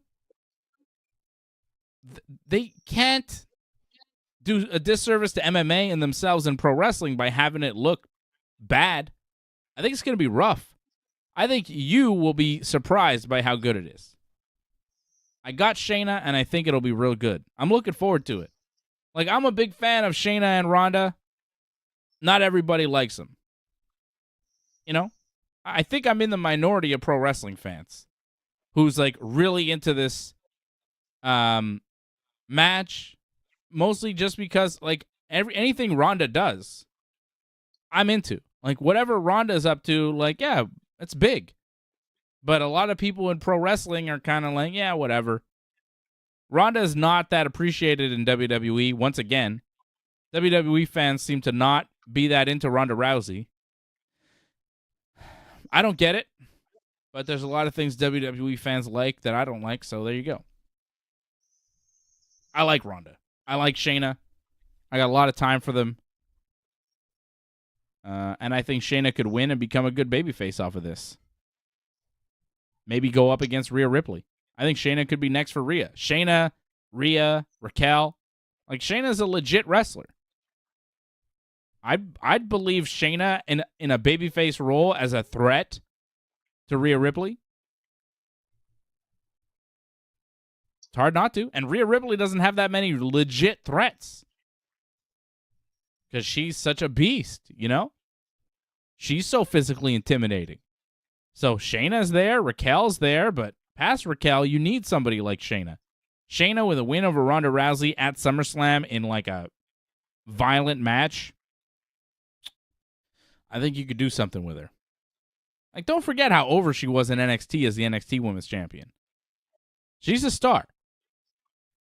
That was the only time when main roster, it didn't work out too well. Yeah, but whose fault is that? It's a lot of other people's fault. I'm not going to disagree with that, but the problem is it's hard to get behind someone like that. And how this story started was awful. You're telling me Shayna's the babyface when Shayna stabbed Ronda in the back and she had her reasons. The tag team titles. She had her reasons, pal. Okay, you have a reason to stab someone in the back like that. Yeah. Sure. It doesn't look good if you're the babyface, I'm supposed to be interested and like you. And Shayna comes out almost every week, just stone face all the time, angry, beating up baby faces, leading up to this match with Ronda. Yeah. And she's the babyface? I don't think she is. This was not put together very well whatsoever. Like, okay, there's a good story here, but the way you built this was just completely rushed, and we're just going off the seat of our pants on this one and seeing what flies, what works. And they're like, well, Ronda's going to be heel. Nope, she's going to be the face. Felt like they were flip-flopping every week. And now they have a story. They just made it out of thin air practically with this whole video stuff where it's just like, well, here's a bunch of stuff. stories that can connect, and Mm-hmm. we'll try to make all this make sense. That's what it felt like. Watching. Yeah, but I said to you last week about this. Like, if you forget about how we got there and just focus on what they're doing. Forget. But if you just focus on the program that we're seeing, I like it. I'm enjoying it. I got Shayna. I think it'll be a good match. Let's finish this SummerSlam preview with the Slim Jim SummerSlam Battle Royal. LA Knight, yeah. Sheamus, Tommaso Ciampa, Shinsuke Nakamura, Otis, Chad Gable, Korean Cross. Oh, that's Karrion Cross. Grayson Waller, Santos Escobar, Matt Riddle, AJ Styles, and The Miz. Those are the confirmed participants. 11. That's like 12 or 11. I don't know. I'm not doing the math. All right. Korean Cross. But it's not 25. Let Korean Cross do the math. That guy, I don't think he's good at math, actually. I would trust Chad Gable to be the math man in that match, not Karrion Cross. What does that jabroni know about math? Chad Gable. Very smart man. Thank you. What a guy. This is a stupid match. I don't know what the winner gets. You would think LA Knight would win because he's super over, but I could see him losing because they don't seem to be pushing him as far as, like, he's not unstoppable. He wins matches, but sometimes he's losing. He won a match tonight against Sheamus, which was pretty big. If it's not him, then who? Anybody? Because who cares? It's a Slim Jim. Well, who are you picking then?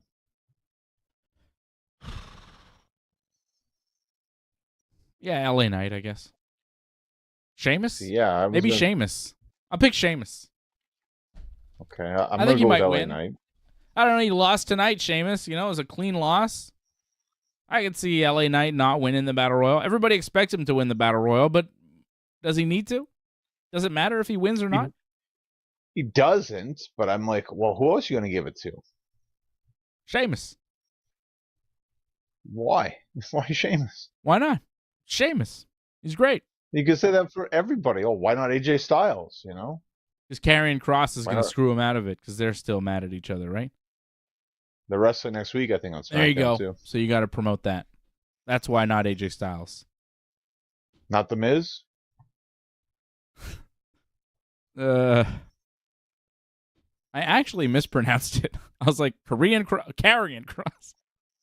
But it does sound like Korean Cross, which is fun. They should have a Korean wrestler come out as Korean Cross. And like Karrion Cross be like, what?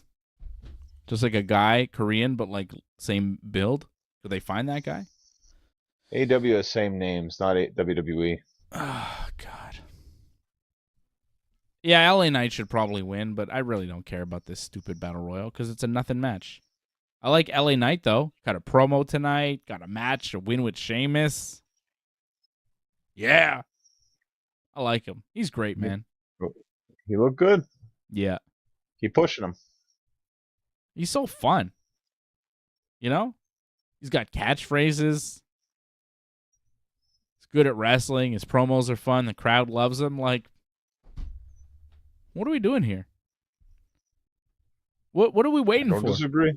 You know, like, how long are we going to wait until they make this guy a thing? God damn it. Put him on Raw. Give him the world title. Have him beat Seth. Let's go. Like, he should have won Money in the Bank. He should have cashed in on Seth already. He should be the Raw champion. Well, I think you can give him a series of matches against Roman. He doesn't beat Roman, but by wrestling Roman, he'll get more over, I think. Kills him. It'll kill him. No, it won't kill him. Yeah. Wrestling the champion doesn't kill you. I don't think it'll help. I don't know. And that's not happening anytime soon. He's so far away from that. Like, for now. Well, that's why. That's more like the Rumble. So you build him up to lose to Roman? I think you could do way more with LA Knight. Who hasn't been built to lose to Roman? Everyone in the roster has been. Oh, yeah. So maybe don't do that to everybody? Hey, you got a shiny new toy. Let's fucking ruin him. You already did it to Cody. Why would you do it to LA Knight? Why would you get that stink on him? Keep him away from Roman. He doesn't need to beat Roman. He doesn't need to wrestle Roman. Like, it's a high-profile spot where you're the loser. It's not that good. It's a good spot for him. Unnecessary. You know what a better spot would be? Winning Money in the Bank, cashing it on Seth Rollins, and being the goddamn champion on Raw. So every Monday night, we could tune in and be entertained. We could go, yeah, instead of that, ha, ha, ha, ha, ha. Oh, I'm sick of that. Ha, ha, ha, ha, ha. Give me the yeah instead. Maybe next year. Fuck off. Next year? See, what are we waiting for, man? It's hot. Go with it. Fucking go with it. They wait. They always wait. Yeah, I know. It's stupid, man. They fucking wait too long, and then you're like, yeah, I'm not that into it anymore, actually. Have you seen this other guy? He's really cool. Well, then they'll complain that, well, they really weren't that good then if they couldn't stay over. Yo, there's a limit to how over you can get if the company's not behind you. There's a limit. And if they keep presenting you in these kind of half-ass ways, it's like, well, I guess they'll never do anything with LA Knight. You going to tell me fucking Claudio Castagnoli sucks at wrestling? Because at one time in WWE, he was super over and it didn't sustain because the company didn't get behind him. And I don't think anybody in pro wrestling would say that Claudio is not the man. Well, he got his match with Roman too.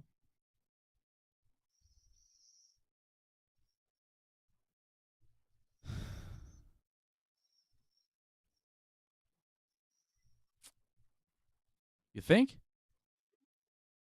Yeah, I'm pretty sure that happened. Him and Claudio versus Roman. Yeah, and then he fucking left the company. Cesaro, sorry. Then he left the company. Yep. How'd that work out for him?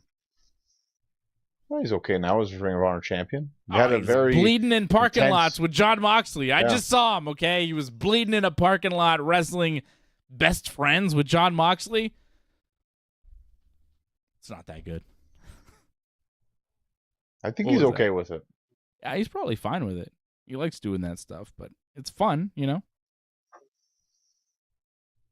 Oh, well. Well, that's SummerSlam. Fuck it.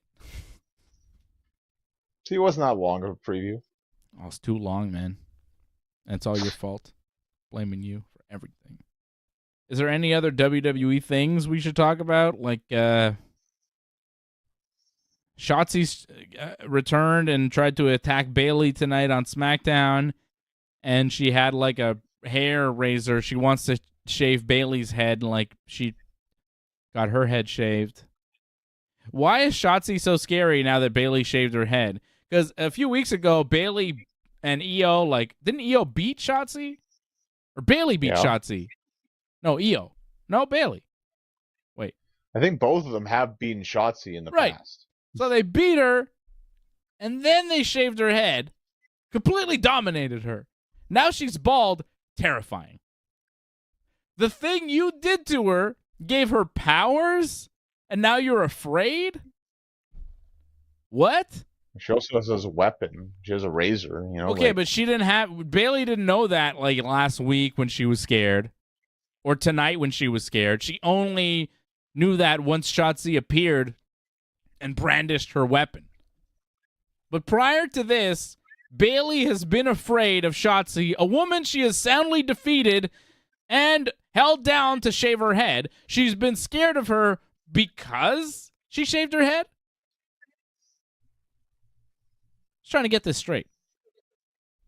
Shotzi also threatened her life, like sabotaged her bags too. Oh, right. She put some of her hair in her bag? It was a threat. Fucking creepy. Ooh. Halloween. Fucking lame, man. Fucking lame. Austin Theory wrestled Cameron Grimes on SmackDown tonight in a match that seemed unnecessary to ever happen on TV, but there you go. That was SmackDown. I mean, we just got through it pretty much. But I thought the Jay and Solo stuff was pretty good, though. The match? The match, the promo, that was all good stuff. Yeah, it was all right. The promo wasn't my favorite. Maxine beat Valhalla on Raw. Big win for Maxine. Huge. The finish was okay. I'll give him that. How about Gable and Gunther this week on Raw? It was pretty good. Gunther's like, you couldn't survive 5 minutes with me, and then they had a 5-minute match, and Gable survived. And then Gunther demanded that the match continue, and then it did, and Gunther did win after a powerbomb. He pinned him, but the match was pretty damn good. I'm a big fan of Gable and Gunther, of course, so I was happy to see that they were doing that match. I was disappointed that it was only like a 5-minute challenge thing, but I'd like to see them wrestle a real match, but it was pretty good for just an average night of Raw. Well, I like the idea of the 5-minute challenge, but it's like, why did you keep it going, though? Because that defeats the purpose of the 5-minute challenge, and you could have built off that. But for whatever reason, they didn't. Nope. So that was maybe just because Drew wasn't there, they just needed something to fill the time, I guess. Yeah, and then Gunther had to cut the promo after the match and talk about Drew, and I don't know. It's to make Gunther look strong, I suppose. Because if he looks weak going into the pay-per-view, not good. Although, if he's winning, looking weak, not beating Gable in 5 minutes, kind of works. Bad. Right? Yeah, like, at the end of the world, you didn't beat somebody in 5 minutes. That was the you lost. Like, that's not bad. Yeah, but it's still like not a dominant performance on Raw, and that's the last thing you see of Gunther. But then if he goes to SummerSlam and you're like, oh, Gunther couldn't beat Gable, maybe he can't beat Drew, but then he beats Drew, it's like, oh, shit. But maybe he's not beating Drew, and that's why he had to get a strong win on Raw. I don't know. We'll see. And Seth Rollins and Sami Zayn teamed up to beat Damian Priest and Dominic Mysterio in the main event. Kevin Owens is hurt, and that's that. Wasn't on Raw. Sucks. Yeah, it's a huge hole, but that main event was extremely disappointing. One, it just feels like we're watching the same main event almost every week now. Yep. It's getting very, like, it's not bad wrestling, but it feels like we've seen it over and over again. It's not interesting. Like, it's not interesting. It's kind of like, all right. Oh, the main event of Raw, it's Seth Rollins and Sami Zayn and Kevin Owens against some combination of Judgment Day, and we're just still doing this. It's been months. It's been months of this. Every main event of Raw, it's like, oh, it's Seth versus Damian Priest, or Dominic and Damian Priest against Seth and Kevin Owens, or Kevin Owens and Sami Zayn, or Seth and Sami Zayn. It's like, all right, dudes. We're good. And that finish was a mess. I don't know what you thought that finish, but horrendous finish. Like, they overdo the whole interference stuff way too much. Yeah. And it just looks bad when you have a bunch of things going on, and the ref can clearly see Finn Balor drop kick Sami Zayn on the outside. Like, oh, the referee's distracted. He's right there. Like, he knows he's distracted. But whatever, like, it's just they don't care, clearly. Yeah. I mean, I don't really care either, because it's just all a mess. All these people outside the ring, Money in the Bank cash-ins, and it's just like, all right. Again, like, Damian, all that for stuff. some reason, bleeding. Like, what? Was he bleeding? You see, you didn't know, like, he hit Seth nails a stomp at the end, and there's just this cut suddenly on Damian's, like, shoulder, and there's just blood just pouring. You didn't catch that? Because, like, afterwards, like, you just see blood over. Like, they had to cut away afterwards. Oh, maybe that's why I missed it. But I don't know. Like, when it gets to that point in the show, I'm just like, all right, we're doing this again. And I tune out. Because I don't care about Finn and Seth. I want it to be over. And I really am starting not to care at all about Sami and Kevin, because they're doing whatever Seth is doing, just the B version of it. It's weak. They need to change it up. No question. Man, they need to change it up. All right. How about that Dark Side of the Ring? I know people wanted us to cover that a little bit. Dark Side of the Ring was about Bash at the Beach 2000. Just the incident, not the whole pay-per-view. Yeah, just the Hogan, Vince Russo, Jeff Jarrett, Eric Bischoff belt dropping incident where Hogan was supposed to refuse to drop the belt in a match to Jeff Jarrett. Or no, he was supposed to beat Jeff Jarrett, but Jeff Jarrett was supposed to just lay down for Hulk. But then it turned into like a real thing, right? Because Hulk wanted to be there, and Vince Russo wanted Jeff Jarrett to beat Hogan, but Hogan wasn't feeling that, brother, so they came out with this alternative finish where... Oh, it was the second one. What? There was Jarrett beats Hogan. They didn't like that. Then there was Hogan beats up everybody, beats up like Scott Steiner, other people, but still loses in the end. And they were okay with that. And then they get to the show, and then they're not okay with that. So then they come up with the whole like Hogan. I think Bischoff actually came up with the idea. They revealed about the whole Hogan wins, but it's controversial kind of thing. And then there's no champion. They have a tournament that goes into Halloween Havoc. That was the idea.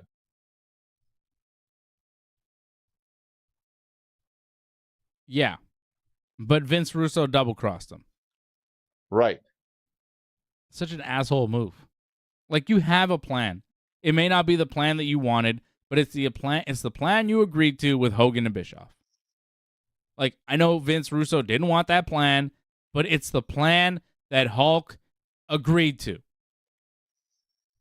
And then Vince Russo goes into business for himself because he's a jackass. Tells Jeff Jarrett, like, Hogan doesn't want to lose to you, da-da-da, so go. And so he doesn't even clue Jeff Jarrett in on the work, which is fucked up. Like, come on. You got to tell the guy in the match. You can't make him think that Hogan is actually screwing him. Like, that's really not cool. You have to, like, bro, we were working everybody. No, fuck, no. The guy's in the match. You owe him the respect to fucking tell him what's up. And Jeff Jarrett doesn't seem to think anything's wrong with that. Well, no, Jarrett had the best line, actually, where he's like, this doesn't make any sense. Like, yeah, he's the babyface, I'm the heel. Well, yeah. Like, that doesn't make any sense that I would just lay down. That's besides the point. Like, how come Vince Russo doesn't clue Jarrett in? Like, hey, man, take him to a room. This is what we're doing. It's a work, but make it seem like you're just laying down for him. But instead, he's like, Hogan doesn't want to do business. Lay down for him. We'll figure it out. Blah, blah, blah. Which is not cool. Well, I think in Russo's mind, though, is like, he's like, that's not a lie, really. Because he didn't want to do his original idea. Like, he doesn't want to do business. Yeah, okay. He wants to do his business. But the idea maybe that's the way he looked at it. Yeah, but Hogan knew, like, okay, brother, I'm going in. Jeff Jarrett's going to act all mad. He's going to lay down for me. I'm going to pin him, and I'm going to act all confused. Like, what are you up to, Vince Russo? And then I'm going to leave the building and work the boys that way. Hogan, That was Hogan's plan. Instead, Vince Russo goes, oh, Hogan's gone. Bischoff's gone. Let me go out in front of a live crowd with a mic and cut this promo on Hogan, how he didn't want to do business and da-da-da. And Jeff Jarrett's actually still the real champion, which he just got pinned, so hard to believe. That was terrible. Jeff Jarrett's the real champion, and let's have him wrestle Booker T tonight. And Booker T beats Jeff Jarrett in the end, and that was a great move. Fucking, it's not a great move if they're making a dark side of the ring about it, Vince Russo. Okay, the only reason there's a dark side of the ring about that fucking incident is because Vince Russo did what he did. If Vince Russo doesn't cut that promo and doesn't do another match that he didn't tell his boss and Hulk Hogan about, if he doesn't do that, there is no dark side of the ring. It's just another shitty WCW storyline, among the others. But instead, Vince Russo turned it into a fucking incident. Well, because the lawsuit afterwards and everything. Idiot. Well, yeah. No shit, he got sued. And also, the dark side of the ring, like, okay, they're getting Hogan. They're getting Bischoff, right? Bischoff was on the show. Hogan was just like an audio thing. It wasn't actually... Sorry, they had Russo and Bischoff, but they didn't have Hogan. Yeah. They didn't actually get Hogan. Lance Storm. What? He was in WCW. Okay, a lot of people were. And he's Canadian, and they produce a show in Canada, so it's cheaper. Let's get Lance Storm, because he's willing to talk. No Hogan. And I get that Hogan probably didn't want to do it. But then maybe don't do the episode. Because to me, it felt really incomplete. You get Russo's story, because Russo's willing to fucking talk. And Bischoff, you know. But without Hogan there actually telling you what he thought and what he felt and his side, the episode really wasn't much for me. It was just like, oh yeah, Vince Russo was really stupid, eh? I remember this. I remember it happening. I didn't really learn much. I've heard a lot about the incident since. I've heard Jeff Jarrett talk about it. I've heard Russo talk about it. I'm pretty sure I've heard Hogan talk about it, but just not in this show. So, yeah, there, it's fun. I like the show. I like shows about wrestling, but it felt incomplete without Big Terry. And it just further cemented my thoughts on Vince Russo. Jackass.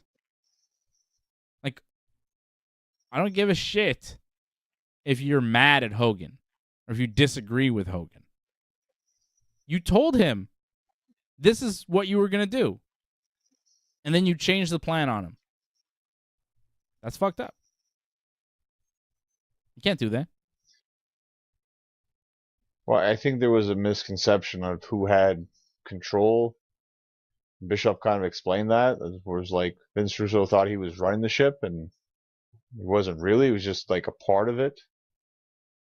But he thought he had whole creative control, and that was not so much the case. So I think there was confusion there. I guess Russo thought he was running the ship, and he was told he wasn't, though. I mean, he just refused to acknowledge that he was wrong. I think he just refused to acknowledge it. Yeah. Well, yeah. Don't try to defend him and act like, oh, he didn't know. He thought he was in charge. He knew he wasn't in charge. He got overruled by Eric Bischoff, who told him what the fuck to do.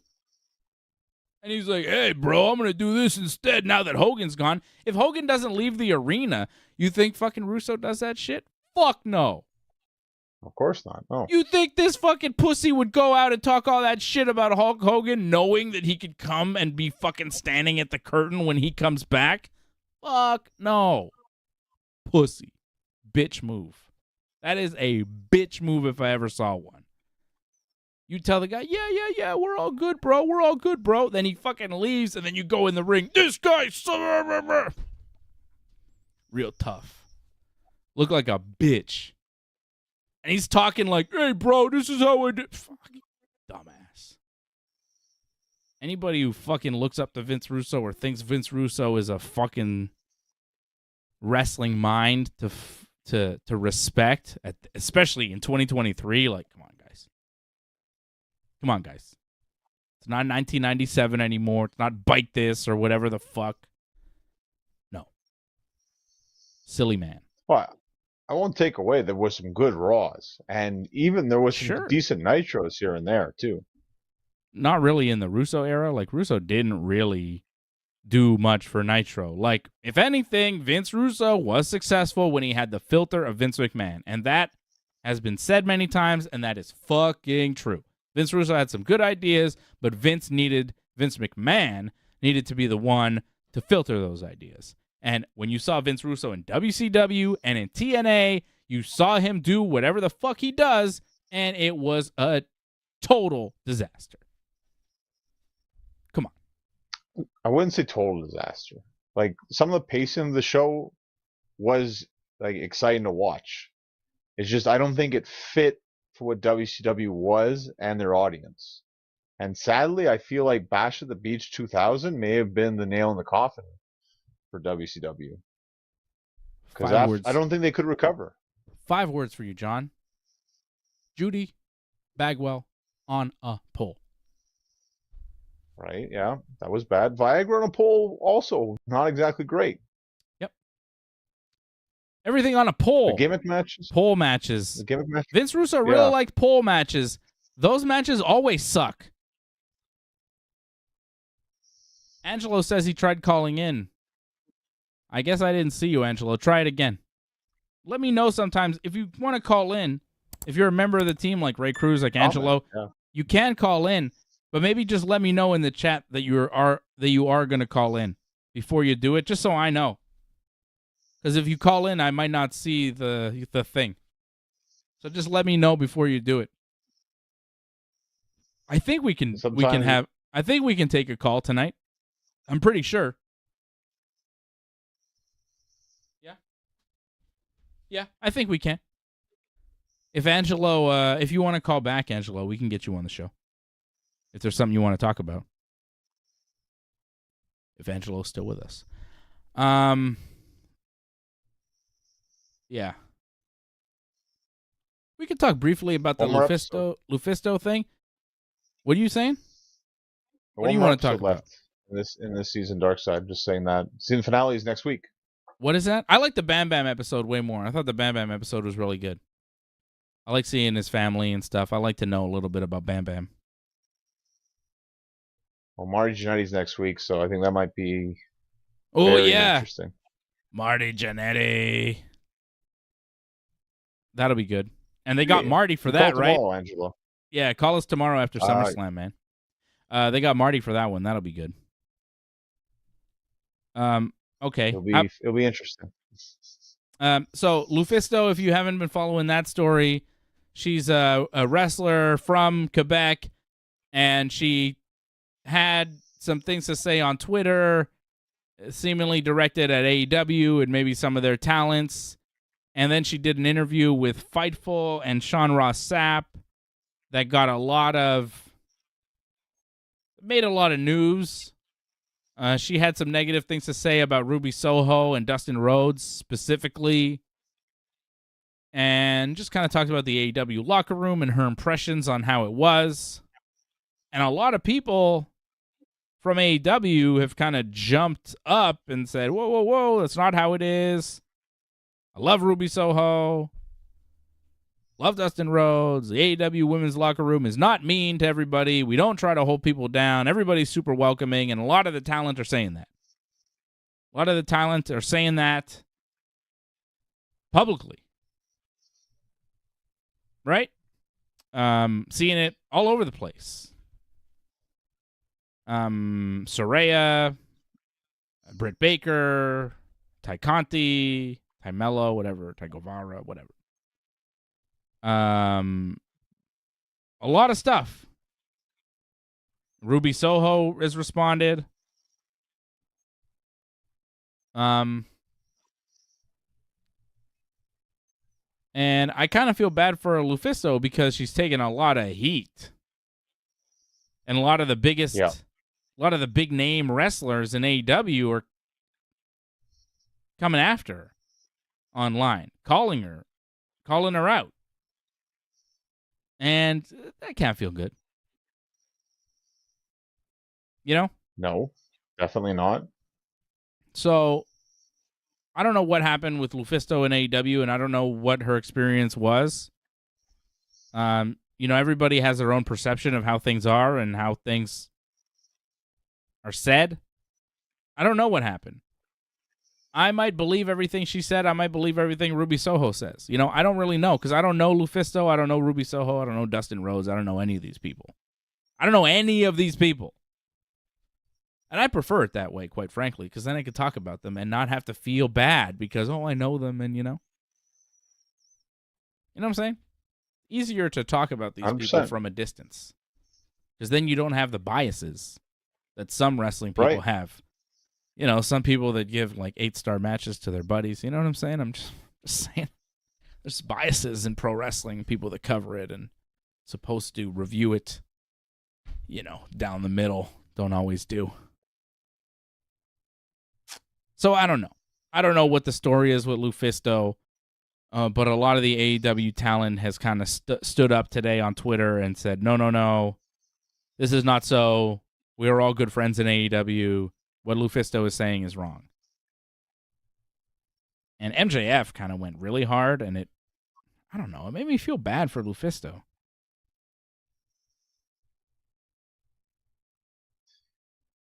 Like, let me just read to you what MJF said. Because it's just, like, maybe Lufisto was wrong, you know? But when some of the biggest wrestling talent is out there attacking you, and then their fans jump on the bandwagon, it's not cool. You know? Well, fans are ferocious. Yeah, the fans are fucking idiots because you really don't know any of these people and you shouldn't be taking their sides. All these fans want to, like, stick up for fucking Ruby Soho. Bitch, Ruby Soho doesn't give a shit about you. Thunder Rosa's trending? Wow. Thunder Rosa is trending, apparently. We'll check out why in a minute. But I think just trending for me. So here is... Because Mariners at Angels, too, is like one of the top stories. And I don't think that's real. I think that's just because of me, because I'm a baseball nerd. You know. Ah. So here is MJF, his ex-Twitter. If you listen to miserable people who never made it in this sport, that's not exactly the brightest thing to do. Miserable people that never made it in this sport. Like, that's... It's coming in hot. Use your brain. If someone's been in professional wrestling for over a decade and you find them to be talented, but they've never truly panned out, there's a reason for it. 1, lack of talent. 2, difficulty to work with. 3, delusional. Just to name a few. I mean, a lot of wrestlers are delusional. He's not wrong about that. There's a lot of delusion in wrestling. I've been around enough wrestlers and wrestling people to know, like, oh, you have no clue how you're actually perceived here. This is odd. Delusions of grandeur, for sure, in wrestling. People love to talk ill of companies and will say things like, I'm the only person who's brave enough to speak up.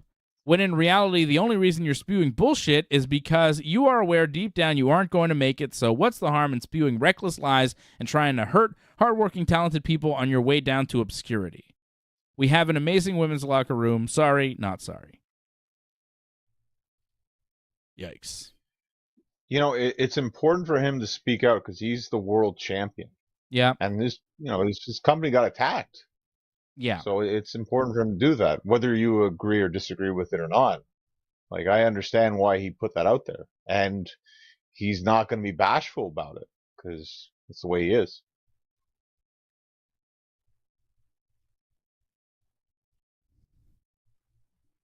I'm sure there's a lot out there. I haven't read all of it because it's a lot.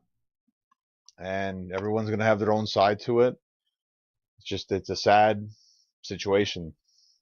It's the way I look at it. Just very sad. It's unfortunate something like that happened. On both ends. Yeah.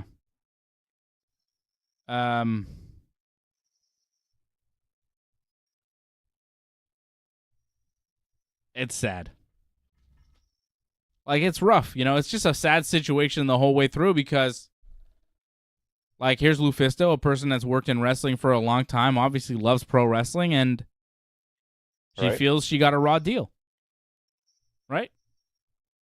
Yep. She thought she was walking into something, and she felt like, you know, it didn't work out the way she thought, and it was actually a pretty bad experience for her.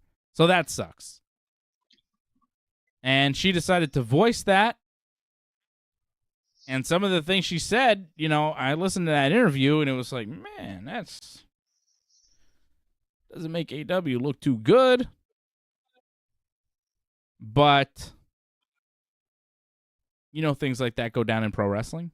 Like, I'm not surprised. But she really made it seem like it was a bad place, and there was a lot of,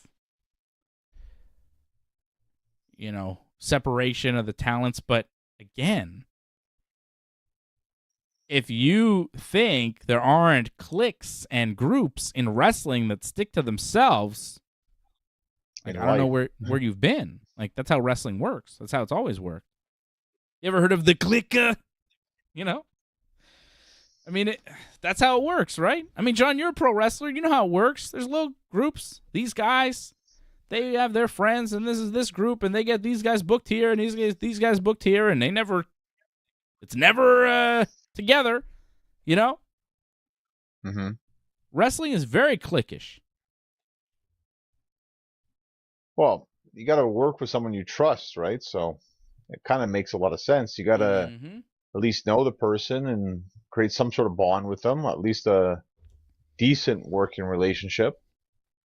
Yeah. I mean, look, when they tell Roman Reigns, hey, man, we got this match idea, flaming sticks. He's like, I'm going to do that with my cousin.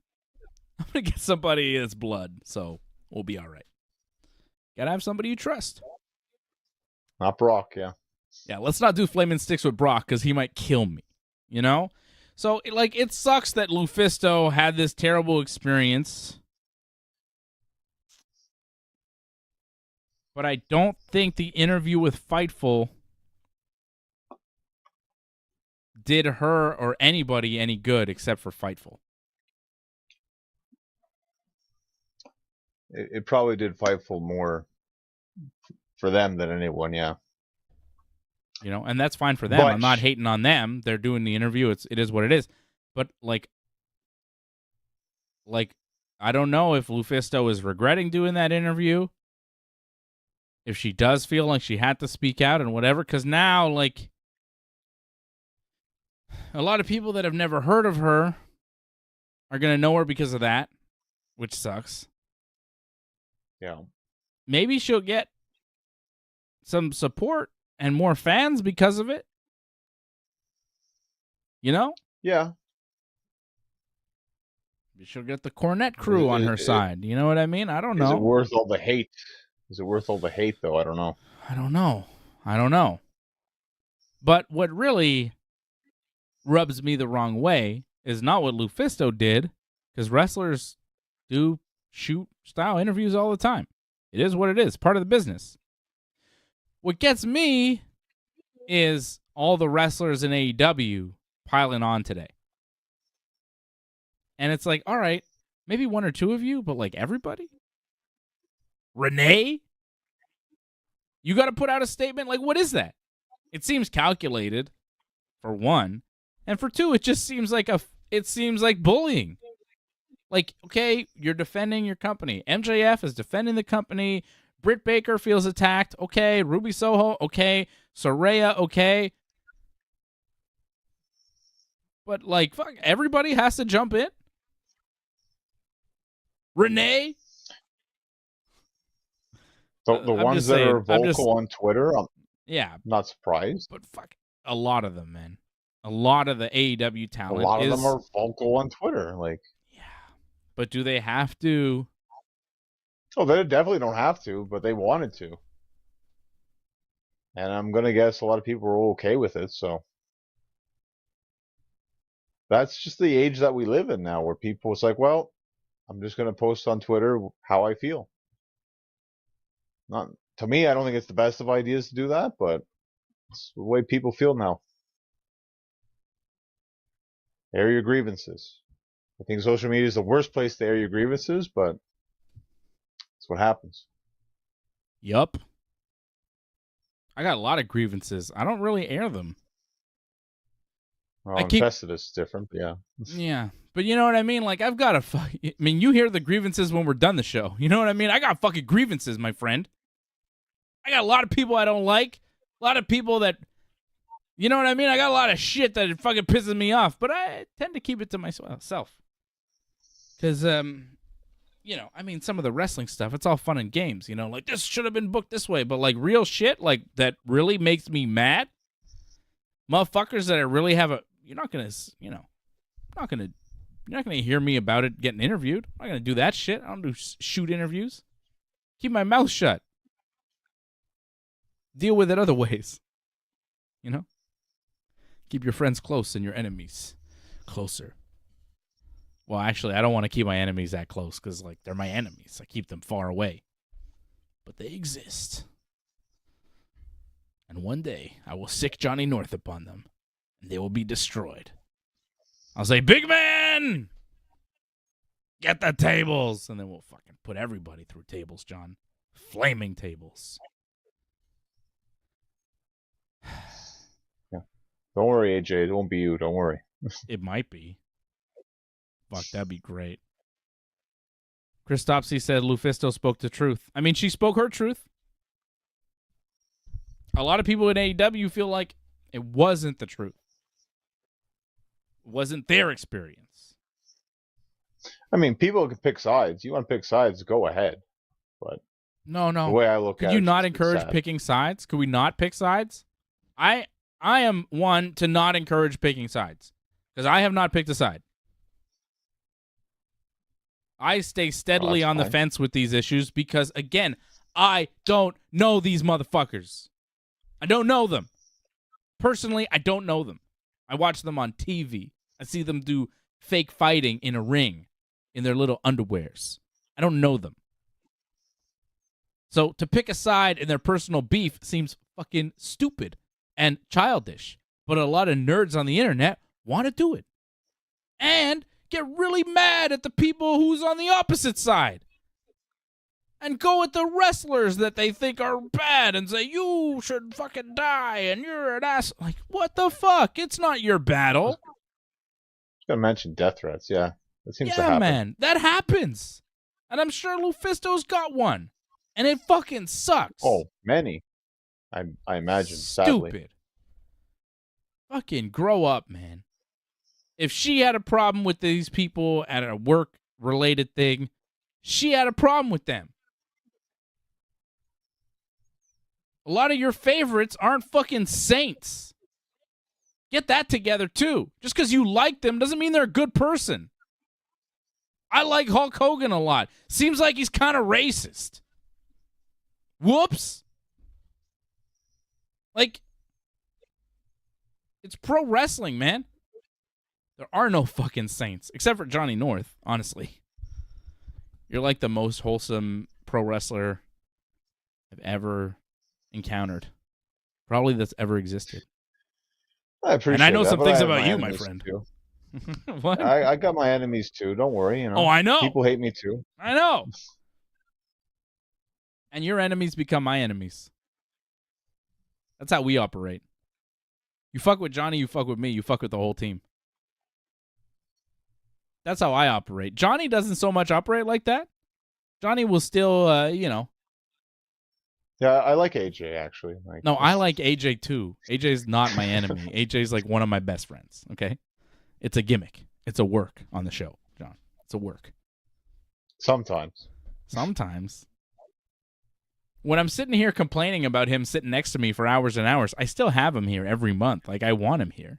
If he wasn't here, I'd be sad, and he knows that. You know? We're friends. You and I are friends, despite what you may say. No, I'm saying, like, if you have an enemy in, like, wrestling or whatever, I'm like, fuck it. I'm riding with you. Fuck that guy. You know? Right. And there's a couple of those where I'm like, fuck that guy. Even though before I was like, eh. But now I'm like, fuck him. Fuck him. You know? You know what I'm talking about, but I'm not going to say, you know, because we don't do that. We don't play that game. You know? We don't name names and go out and be like, this person did this, and let me explain to you why. I don't like to do that. It's not me. It's cool if it's you. It's just not how I want to operate. I'd rather people think we're cool, but just me know that we're not cool. Fuck you. You know? But you, John, if I have, like, enemies, you don't jump on and you're like, fuck them. Like, you're like, well, maybe they, you know, like, you're still friends. You're still, like, communicate. You know what I mean? Uncool. What are you talking about? Give me an example. Oh, no, not that. No, not him. He's cool. He's not my enemy, actually. That guy. AJ still? No. Your other friend there who, like, doesn't like me or something, you know? Oh, yeah, okay. Our mutual friend, you know? Yeah. No, but he's cool. Yeah. Like, that's not a problem. But some of these other people I see, I'm like, what is this, man? What do you do? I don't think Jason Pete hates you, by the way. That tweet today, like, it wasn't. Jason Pete is a fan of the show. He's always watching the show. Exactly. Jason out in Mexico. How did you meet Jason, anyways? I was at the gym. He just happened to be at the gym when I was at the gym. What? And he introduced me. Yeah, well, he introduced me to himself as AJ's friend. Well, he does know AJ in real life, but he's like a member of the team. He's a member of the YouTube channel. He's a good man, Jason Pete. Right. Oh, that's super cool that you got to meet Jason. But that was a tweet. Yeah, you're like, oh, he's AJ's friend, not Dave's friend, not Fred's friend. Well, it's because he's not actually our friend. Like, I don't know him. I've never met him. But AJ, like, knows him from things. Jiu-jitsu, I think. Shout out to Jason. Yeah, he doesn't look like someone you want to mess with. Jason, no? I think he's like a brown belt in jiu-jitsu. He looks pretty tough. You wouldn't want to mess with him, I don't think. I'm not messing with him. Nice. Shout out to Jason. I don't really know what Jason even looks like, so cool. I didn't know he looked so scary, John. And if John is saying that, John encounters some pretty badass characters. Yeah, you wouldn't want to mess with him. That's all I'm going to say about that, yeah. Yeah. Well, I'm pretty sure he's like a brown belt in jiu-jitsu. You shouldn't mess with any brown belts in jiu-jitsu. You shouldn't really mess with anybody. Keep to yourself, all right? Be a gentleman. Fucking hell. AEW? Should we talk about AEW? I thought Collision was good for 1 hour. 1 hour was kind of meh. Did you watch Collision this week? I think you were busy watching the UFC, though. I didn't watch any collisions. Oh, the Punk promo was fantastic, though. My goodness. Fantastic. Great promo by Punk. I think I maybe saw some of it. But I don't know. Well, first he talked about how, like, you know, unlike some people, he shows up every week. So we start off with that. Who's he talking about? Because, well, who wasn't on Dynamite that week? I think 4 people that just got signed, they re-signed to AEW. They weren't on Dynamite, but they were on Dynamite this week? They're on Dynamite this week, but they weren't on last week when we talked about. Oh, my God. Unlike other people, they don't show up. Okay. So he started off with that, and then he had the whole what's in the bag reveal. He got some, me attacked by flies, looks like. Yeah, I killed it. I thought I killed it. No, there's another one. Son of a bitch. So we found out what's in the bag, and he's still considering himself the AEW World Champion because he never lost the title. Well, what do you mean we found out what's in the bag? Did you not know what was in the bag? Well, never was said, so. You thought it was a snake? You thought it was going that direction. Think? Really? Come on, man. Could have been. It's clearly the belt. So he's like, I'm still the champion, and now he's going to defend it against Ricky Starks on Collision tomorrow with Ricky Steamboat as a special guest referee. Yeah, that looks like it's going to be pretty good. Looking forward to that. Isn't CM Punk's name on the Heels show Ricky, too? Ricky something? Yeah, well, he was in season 1, wasn't he? He's in season 2 as well. Season 2 just started, and I started watching the first episode, but it was just like, I don't know. I don't love that show, but it's about wrestling, so I kind of, you know, I watched the first season, and now I'm like, I don't know if I'm going to keep going here. Anyways.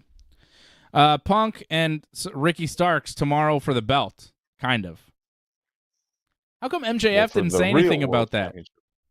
That's what I complained about. I'm like, MJF was in the main event later on, didn't say anything about what Punk did, nothing, and he even had the promo like after the show was over, nothing about Punk at all. And he had this big long promo on Dynamite this week, and he didn't say anything about Punk and Ricky Starks or any of that. Yeah, I want to support heels, but like some of it I like, but then it's like some of it I'm like, yeah, I don't know. It's not the best. And then I saw Stephen Amell going, I don't think they should be striking, and the writers are wrong for striking. And I'm like, oh, that's nice. I don't know. Doesn't seem so cool of a guy. Anyways. But the match was fantastic, too. MJF and Adam Cole against FTR. FTR got booed. It was kind of crazy. I'm not surprised. MJF and Adam Cole are beloved.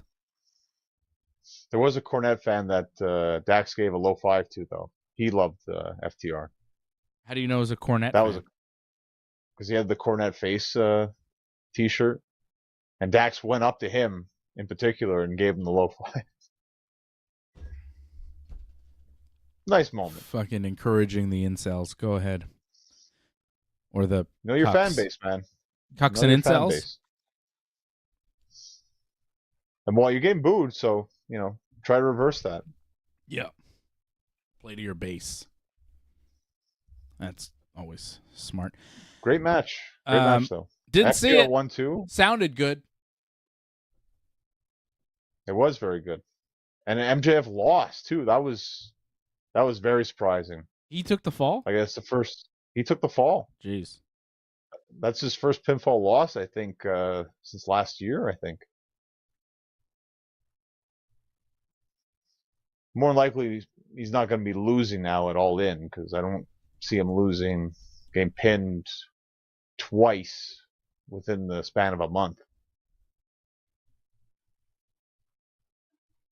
And after that promo, it's kind of weird. Like, is MJF, I guess he's a full-on babyface now after that promo. Yeah. So MJF cut this big, long promo. The crowd was chanting his name. They were loving him on Dynamite. He says he's got ADHD and also suffers from rejection-sensitive dysphoria, which is a real thing that apparently is associated with ADHD sometimes. And he says it makes life very difficult for him, and he takes rejection like really poorly. Which, I don't know anybody who takes rejection well, but I guess it's more pronounced with him.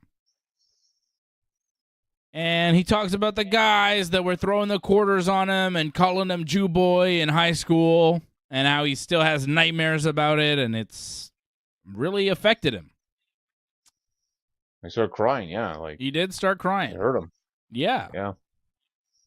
And I think there was the rejection, too, because he felt like he was part of the group, part of the football team, but then he realized that these guys actually were not on his side. And I think that we talked about the rejection thing to illustrate why it hurt so bad when his supposed friends were anti-Semitic and did that horrible shit to him. It's pretty fucked up. It's pretty fucked up. How could you not root for MJF after all that? And he said, you know, he didn't trust anybody after that, and he had to become a scumbag because everybody in the world was a scumbag, and he had to turn his back on everybody before they turned their back on him. But he says Adam Cole changed all that, and Cole comes out and he says, you know, you impress me every day, not only because you're one of the best wrestlers in the world at such a young age, but you're so impressive as a man, and they have nice words for each other. But MJF says, you know, I said that I would give you a title match, and you deserve a title match, and you don't just deserve a title match, you deserve the title match, the main event of the biggest show ever for AEW, All Out, for the world title. And Cole's really happy, and they hug. All in, whatever. And Cole's happy, and they hug, and it's like a really nice moment. Except Adam Cole kind of did the stab in the back thing. I don't know if you noticed that on the hug. Yeah, he hugged him, and then he did the thing where he like kind of stabbed him in the back. So Cole is going to be the heel, and MJF is going to go on as a babyface champion? It feels like that's where we're the direction with this. Because after that promo, how can you boo MJF? It's weird, though, isn't it? It's very weird. But this might tie in with Punk, because Punk more than likely is going to face MJF at All Out in Chicago. Yeah. So maybe they feel Punk's going to be more the heel, I guess. In Chicago? In Chicago, it's the dumbest thing in the world, but I think they feel a lot of people would cheer MJF regardless. Because remember when Punk beat Moxley, they were still cheering for MJF over Punk when the show ended last year at All Out. Mm-hmm. Okay. So maybe they feel MJF as a babyface. Even with Punk in Chicago, they'll still cheer for MJF. I'm into it. We'll see. I don't know. I think people will still cheer for Punk because right now Punk is really like the best thing going right now in AEW. He's making that show Collision. He's not getting universally cheered though, is he? No, but he's getting like big reactions when he comes out, and it might be mixed, but it's loud reactions.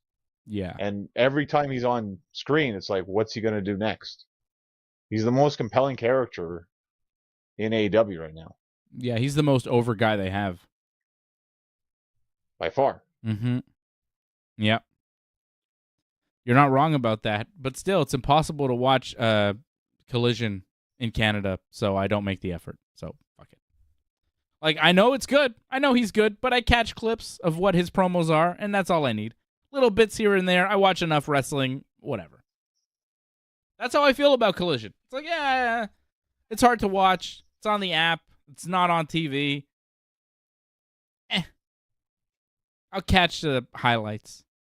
I watch a shit ton of wrestling. They replay the important parts on Dynamite. I don't need it.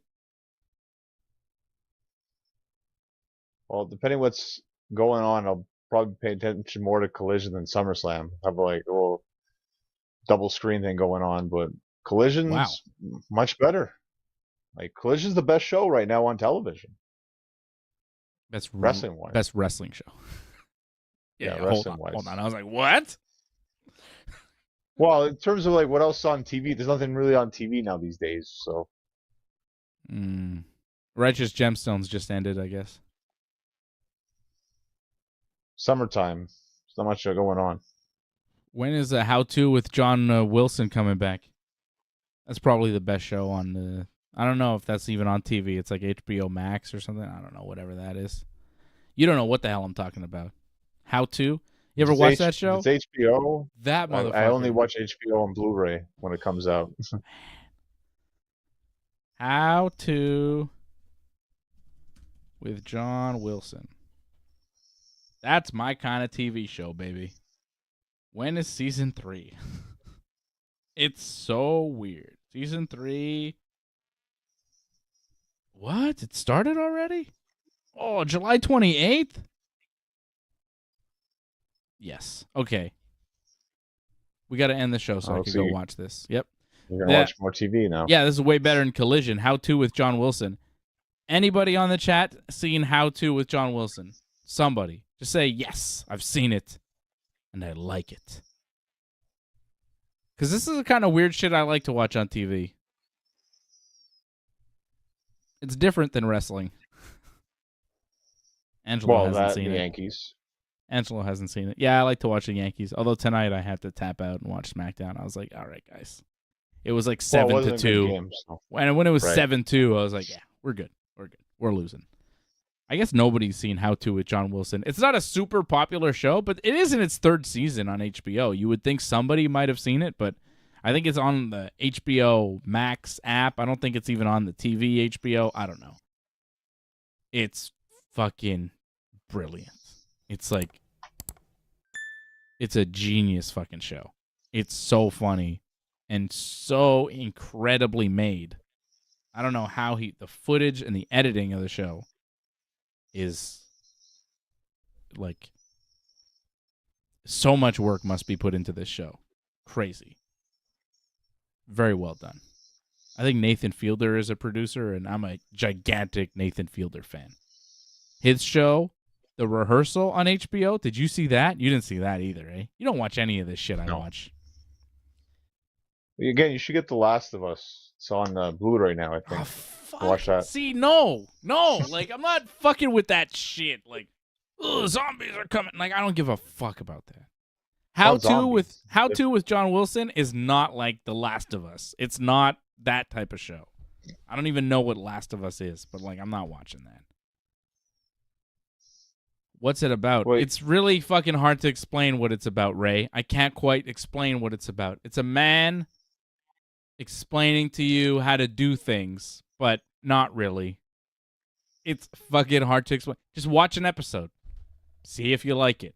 Come back to me and tell me that, wow, you watch weird shit on TV, Dave. Yeah, I know.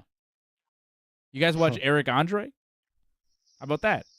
Righteous Gemstones? I mean, that wasn't that weird. That's not that obscure. That's a big HBO show. I like that. Righteous Gemstones? Man, that was good. The Redeemer? Oof. Ooh-wee, sucker. Tremendous. You said it wasn't Miro. I get it now. Yeah, no, it's a fucking monster truck. All right. Jericho and Takeshita beat Garcia and Guevara. At one point, Jericho went for the line salt. Yep. And Garcia put his knees up, but Jericho kind of missed the knees and landed with his knees.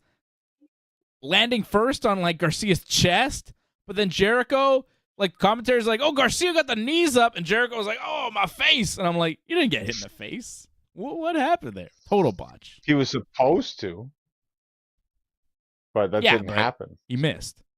Anyways, the match was pretty cool, and the finish was good because Takeshita had the ref distracted, and Jericho was locked in the sharpshooter of Daniel Garcia. So Callis grabs a baseball bat, hits Garcia in the head with it, and Jericho was like, what are you doing, man? Those are my friends. Don't do that. But then eventually Callis is like, pin him, you got him, and then he pins him reluctantly.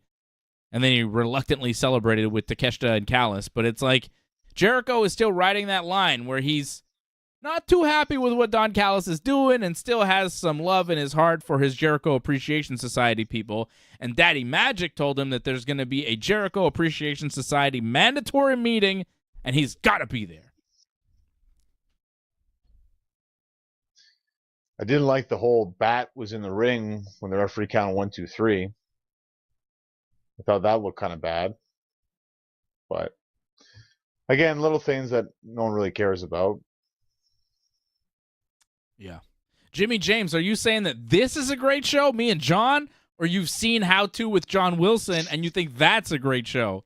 Because his comment was great show, and I'm a little bit wondering, like, is it us? They were great? I mean, I'll take it. We got to get clarified, though. But I'd like the clarification. Yeah. Do you think Jericho is going to join the Don Callis Society? Because I don't think he will. I think he's going to be like, you know what? I love you guys. And the Jericho Society is going to reunite on Dynamite. Because Jericho is a babyface here. And he's not really healing out. I think he's going to fully babyface and just rejoin his crew. But they're going to be baby faces? Because they don't really seem like baby faces too much. I think they're all going to turn babyface. Oof. That's tough. It's a lot to of go against Don Callis and a group of thugs. Yeah, well, that's it. You need a group of thugs. Build that up first. Yeah. There's no group of thugs. That's the problem. Just Don Callis and Takeshita. So if Jericho turns on him, it's just like, who do you feud with? Takeshita? Jericho versus Takeshita for a while? I mean, maybe. You know, Jericho likes to work with the young talent that's getting over and try to help them kind of get over that hump and become bigger stars. I could see him doing this whole thing because he wants to work with Takeshita. And this is the reason. Jericho, Takeshita at All In? I'm thinking, because didn't Callis talk about Will Ospreay coming in? Or like, he's a good talent or something? Because he was against Kenny, so I feel like it might be Jericho against Ospreay, I think, at All In. That'd be pretty good. I'm not mad at that. Okay. Best thing that happened on Dynamite this week? Was it a three-way? What? Or was RVD entrance? Come on, man. RVD. Yeah, the RVD thing was pretty great. It was fucking fantastic. No, it was so good. Jerry Lynn's like, Jungle Boy, I can't fight you because the doctors won't clear me, but I got a friend from ECW here to defend their legacy, and here comes fucking Rob Van Dam to Walk by Pantera, his old ECW song. They got it for the fucking entrance. It was electric. The fans went bananas. I was going bananas. So it was good. So he didn't do anything. I mean, he's going to have a match with Jungle Boy on Dynamite this week. They set it up. He didn't do anything. Right. He did enough. He high-fived Jerry Lynn. We saw Rob Van Dam and Jerry Lynn in a ring together, which is cool as hell. And then Jungle Boy swung a chair at him, and RVD ducked and went for that Van Daminator kick to the face, but Jungle Boy dropped the chair and escaped through the crowd. And then Jungle Boy, do you see he sat in the front row and he put a little girl in front of him and used her and used the girl as a human shield? That was great. Yeah, I thought you weren't allowed doing that anymore. Oh. And also, like, front row, they could have been family of wrestlers and been cool with it. I don't know. Also, what? Oh, I'd hope so. If that was your kid, I don't know how happy you'd be about that. I don't know. It's not as bad as what MJF did to that kid. Fair enough. That was not so bad. You kind of hold the kid in front of you. I mean, it wasn't so bad. I thought it was good. The crowd was loving RVD. RVD was over, yeah. Too bad he has to lose a Jungle Boy on Dynamite, but it'll be one and Doesn't done. have to. He will. What do you think he's here for? To beat Jungle Boy and then go away? Well, what would are the we point of building that be? towards here? Like, why is it like the best thing ECW had right away? If you're doing the storyline, like, it doesn't. It's very weird. I mean, maybe the end would be RVD. Yeah, but maybe they're just not working it that way. Maybe it's just RVD and then Hook will get revenge. Yeah, maybe, yeah. I mean, I think we're building towards Hook. RVD isn't the final boss. It's Hook coming back for revenge. Right? Well, we're not going to end well, I think. I think RVD is the best you're going to get off this. Well, yeah, obviously, man. But come on. RVD's like 50-something years old. It's not about him anymore.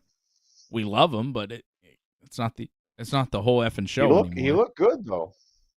Yeah, but I mean, it's one and done. Like Chris Topsy's saying, it's one and done. And that's cool, but he's not the same as he used to be. And Jungle Boy is a guy in his 20s right now. You got to give it to Jungle. I'd still take RVD over Hook right now. Yeah, I mean, if we're going to pick full-time who's going to be in AEW, I would like RVD, but that's just not the situation we're presented with. Trent Beretta beat Pentagon and Jon Moxley in a triple threat hardcore match there. A lot of weapons, barbed wires, and tacks and everything. Pentagon just cracking people in the head with trash cans. Just went boom on Moxley, right in the head. Yeah, and Trent actually won, which was a surprise. Change it up. Yeah, again, good surprise, I thought. And yeah, for a hardcore match, I mean, this is what you wanted to see for hardcore wrestling. This felt like an ECW show. Can we stop blading? It's enough. It's so dumb. Well, there was tacks, though. People were bleeding from their back just because they landed in tacks, though. Trent bladed his head so obviously. Oh, yeah. Trent, yeah, obviously. Moxley, too. Yeah, but Moxley, I don't know. You punch Moxley a couple times and he's going to start bleeding. Trent actually has to go and get a fucking blade and cut himself. Moxley went at his head with the barbed wire, and you see his head, and he's fine. There's no blood, which, what is that barbed wire exactly? Because nothing happened. He's grinding in his head, and there's nothing, not a scratch on him. And then he goes down, and you see him reach for his trunks and pull something out, and then he's all down, and then he comes up, and he's got, this perfect cut on his forehead where blood is trickling out. I wonder what he did. Wonder what happened there. It's just man, I'm not a wrestler. I'm not Bret Hart. I've watched enough wrestling. I know some shit. But if I'm spotting the blade and I'm seeing where he's doing it, I'm not the only one seeing it. I'm no genius. I know a thing or two about pro wrestling, but come on. If I'm seeing it, we're all seeing it. And what's the point of that? It's faker than fake. It's so unnecessary. Some of these blade jobs, man, especially the real obvious ones where they don't hide it and it's just right in front of you. I go, why? Did the match need the blood? You're going through shit. You're getting hit in the head. You got thumbtacks. I mean, did you need that little cut on your forehead, Trent? How much did that really add to the match? Because I think it took away from the match, quite frankly. I don't think it really takes away, but again, it's different way how you look at it, kind of thing. The blade thing, whatever, too. If you catch it, you don't catch it. That's more on the producer producing the show. He's got to learn when it's going to happen. They should know, okay, this is where it's going to happen. You got to cut away from that. They're too frequent. That should be better planned. Blood only works when you don't see blood every week. But you see it every week, and it's all right, whatever. He's bleeding, and he's supposed to bleed. It's a Jon Moxley match. Everybody bleeds. Whatever. Well, Trent won. First time for Trent. Chris Topsy and Ray Cruz are excited for the parking lot brawl. Guys, you missed it. It was on Rampage tonight. It was the main event. It was good. It was fun to watch. Hard to find. A lot more blood. It's not clear. It's not clear where it is. Yeah, there's a lot of blood in that one. But the match happened, the parking lot brawl, tonight on Rampage. I think Moxley and Claudio won. Yeah. Was Wheeler in that match? Or was it just... I think he interfered afterwards because Orange interfered too. Right. Cool. What else happened on Dynamite? Kenny and the Bucks beat Jeff Jarrett, Jay Lethal, and Satnam Singh, which was kind of fun. I like seeing Kenny Omega wrestle Jeff Jarrett. It was weird. The finish was a lot of interference. Terrible. A lot of interference. Karen Jarrett gets on the apron and starts clawing at Kenny's eyes with her hands. And then Brandon Cutler gets up and he sprays Karen in the face with that cold spray they have. Sanjay then grabs Cutler, knocks him off the apron, which prompts the Hardys to run out for some reason to defend Brandon Cutler and take out Sanjay. Right? Like, this is a fucking total mess outside the ring. And then the referee gets distracted by all the fucking Hardy action outside the ring, of course. So then Jeff Jarrett has a guitar, because he's Jeff Jarrett, and he goes to hit Kenny with it, but Hangman Page shows up out of nowhere at the perfect time when the referee's distracted to hit the buckshot lariat on Jeff Jarrett. Hangman, who's not in the match, by the way, who hasn't appeared until just now. And then Kenny hits a V-trigger, one wing angel on Jay Lethal, 1, 2, 3. Kenny and the Bucks win. And then the Elite cut a promo, and they sign new contracts, and Kenny says, here's to the next 200 episodes of Dynamite, whether it's here on Dynamite, Ring of Honor, Rampage, or even Collision. You'll be seeing a lot of us, which I thought was a good one. Even Collision. I didn't believe that Collision. I don't believe that Collision thing, but Gee, sure. I wonder whose side you're taking on this whole thing, John? We talk about Kenny and the Bucks, and you're like, bruh, bruh, bruh, bruh. Talk about Punk, you're like, like, different attitude. You know what I mean? This is your CM Punk face. Oh, Punk. He's so great. I love him so much. Why am I Cassidy with the whole, with your thing? That's how you are. And then it's like, Kenny Omega. Oh, he sucks. I hate him so much. The Young Bucks are so bad. No, the match was Kenny actually Olivier. fine, Jim Cornette. It's not like that. The match was fine. The finish was awful, though. And you even said it yourself, the finish was bad. Oh, total debacle. Exactly. As a great little Carmine would say. I had no problem with the match. In fact, I was like, this is actually really good to watch Jeff Jarrett against Kenny Omega. Like, you've never seen this kind of thing before. It's a different kind of wrestling. Yeah. Different styles meshing with each other. It was actually refreshing to watch. But that finish was bad. Doesn't matter who was in that ring. That was a mess of a match to end it. Yeah. I mean, it was fun while it lasted. I liked Matt Jackson being afraid of Satnam Singh. I thought they played that off really well. Yeah, that was good stuff, yeah. When Satnam's in the ring, he's like, I want the big guy. Then the big guy comes in, and he's like, oh, shit. And he goes to tag Kenny and his brother, and they jump off the apron. Like, that was good, And then they figured out, I like the Young Bucks, which is not something you see very often from the Bucks, as, these two tiny guys kind of working together to take out, a gigantic man. They don't have to face gigantic men very often. I like them in that role. I was like, oh, this is cool. This is a different look for the Bucks. Exactly, yeah. It was good. It was a good match, but the finish was bad. Yeah. The Hardys there for no reason. Like, what are these guys doing here? The ref saw the guitar the whole time and, did nothing. And Hangman Page just hitting a finisher. Like, okay. And then we got to the really serious part of the show where I'm like, get the kids out of the room. This is not for them. This is horrible. It was horrifying. I think this part, yeah. I think you know what I'm talking about. Swerve Strickland and AR Nick Fox Wayne, going to Nick Wayne's house and beating the ever-loving shit out of him. And then go to bed. Yeah, kids go to bed. Do not watch this segment. The rest of the show was pretty fine to watch. This was I was disturbed. I was like, this is horrible. It was terrible. Fucking they take a picture frame of the guy with his dad and they smash it over his head. Okay? And it's like, yeah, I'm going to put it here. This is where you found out your dad was dead. And then Nick Wayne takes a vicious beating, and he's bleeding like crazy. There's so much blood. There's a pool of blood. Pool of blood. It is fucking horrible. And it doesn't appear that it's fake. Right? It looks like, no, I think it had to be fake. There was too much blood.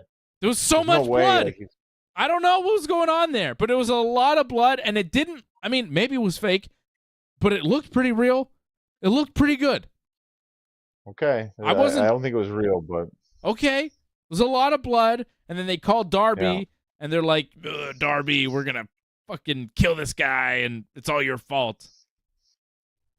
They're going to make you pay. We're going to make you pay, Darby. They're like holding him for ransom almost. What? Because you didn't call AR Fox 5 years ago when he got signed. Yeah, you didn't call him when you got signed to AEW, and now you love AR Fox, so AR Fox is out for revenge. We are the ghosts of your past. But this was like, are they going to kill this kid? Is he dead? It was like violent, like movies violent. You know, like, oh, fuck. This is past wrestling. You know, it like went to a different place. Violent that there should have been a warning, like, extreme graphic nature. Like, they do put the warning. I'm not big on the fact. Do they put the warning? Well, before the commercial, when they come back from commercial, and I'm watching on TV, there's that, following contest, following show, discretion advised. That's a TSN that does that. But that's TSN, though. Yeah, but, like, AEW should have had their own thing, like, warning, like, this video, whatever. That should have happened, because that was quite grotesque for what you saw at the end. Fucking crazy. It was fucking crazy. And I like violence. But, like, it definitely made me look at Swerve and AR Fox in a different light. It made me take them seriously. It made me go, oh, shit, these guys are on a different level. They're doing other shit. And it's fucking mean. It was a lot. Then, main event. It was Hikaru Shida defeating Tony the Storm. And you could tell what was going to happen in this match before the match started. What's the main event? Yeah, but wasn't Shida like crying before the match started? I didn't notice that. I just looked like she was kind of tearing up. Toni Storm looked mad. Walking out, she was like, she didn't look like she was real happy to do this match. It was weird. And Shida wins. Shida becomes the new AEW Women's Champion. It was all right match. Wasn't the greatest. Nope. She just got to work on her punches. Her punches are really bad. The 10 punches, that should not be shown on television. I like her. I think she's pretty good in the ring, but there's just zero character, zero promo, and it's been years. And I just go, okay, why do they keep pushing her exactly? Why her? She's a good wrestler. I mean, and I think she has better chemistry than most girls that have gone from Japan. So I think she's fitting better with like the North American style of wrestling. Okay. But so that's why. Is she more over than like anybody at this point even? I think she's probably at least top 6, I would say. Women. For the women? Yeah. In AEW. Yeah. Top 6. Yeah. I mean, you recognize how ridiculous that sounds, right? Like, that's not really that strong. So who's above her? Fine. Everybody? Fucking everybody except Sky Blue? Like, and Anna Jay? Right. And probably not Willow. Willow's getting there, but she's not there yet. Oh, wow. So she's more over than Willow Nightingale. Fucking, whoa. Jade Cargill hasn't been on TV in a couple weeks, maybe a month. She's more over than Hikaru Shida. Yeah, I'd say that. Sure, yeah. By a long shot. So is Britt Baker. So is Jamie Hayter. So is Saraya. So is Ruby Soho. So is Toni Storm.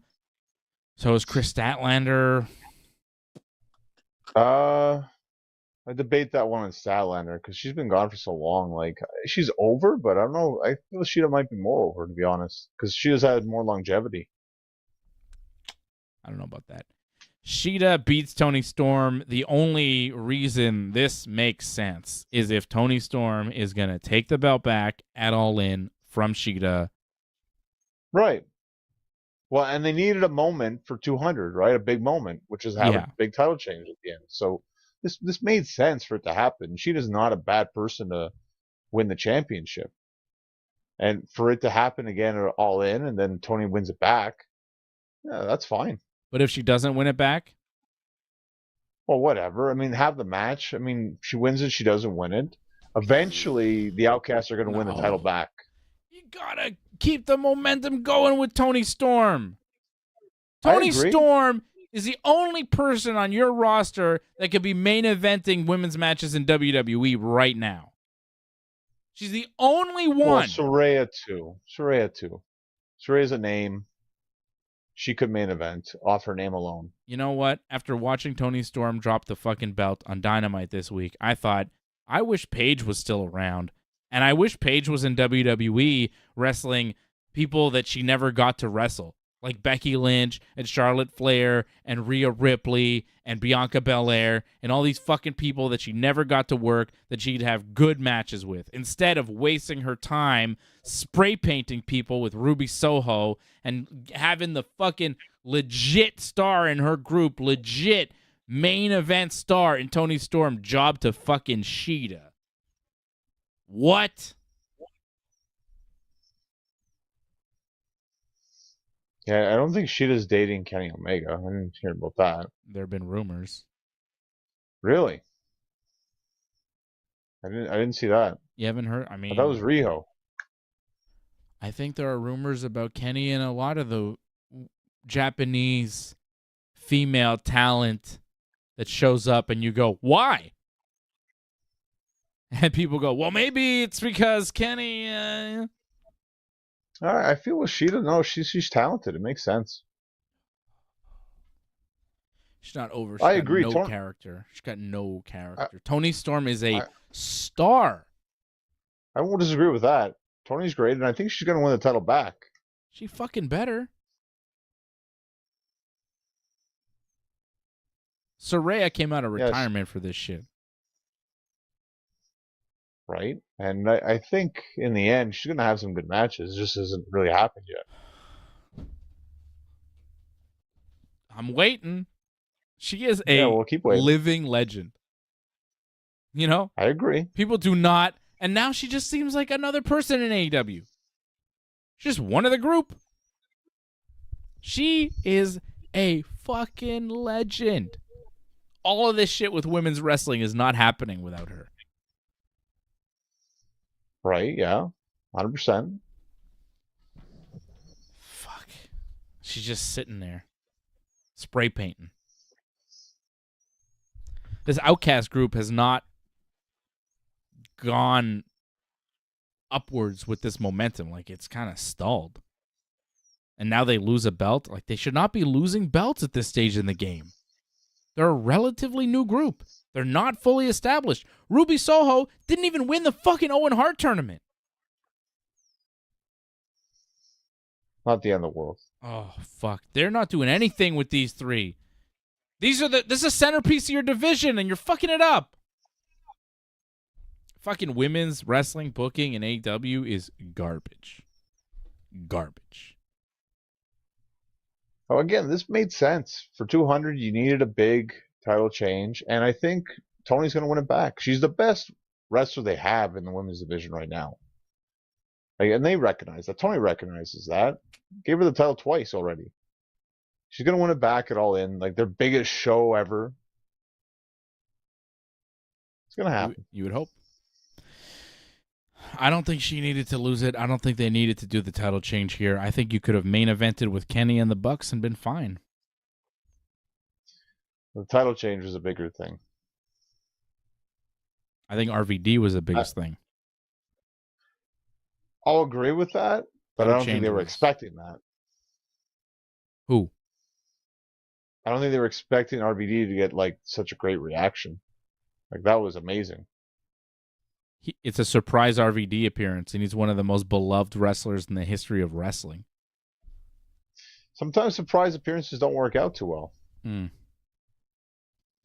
Yeah, maybe Saraya gets a title shot at Wembley, right? Ray Cruz making an interesting point. It is her home country. Toni Storm is not British, okay? She is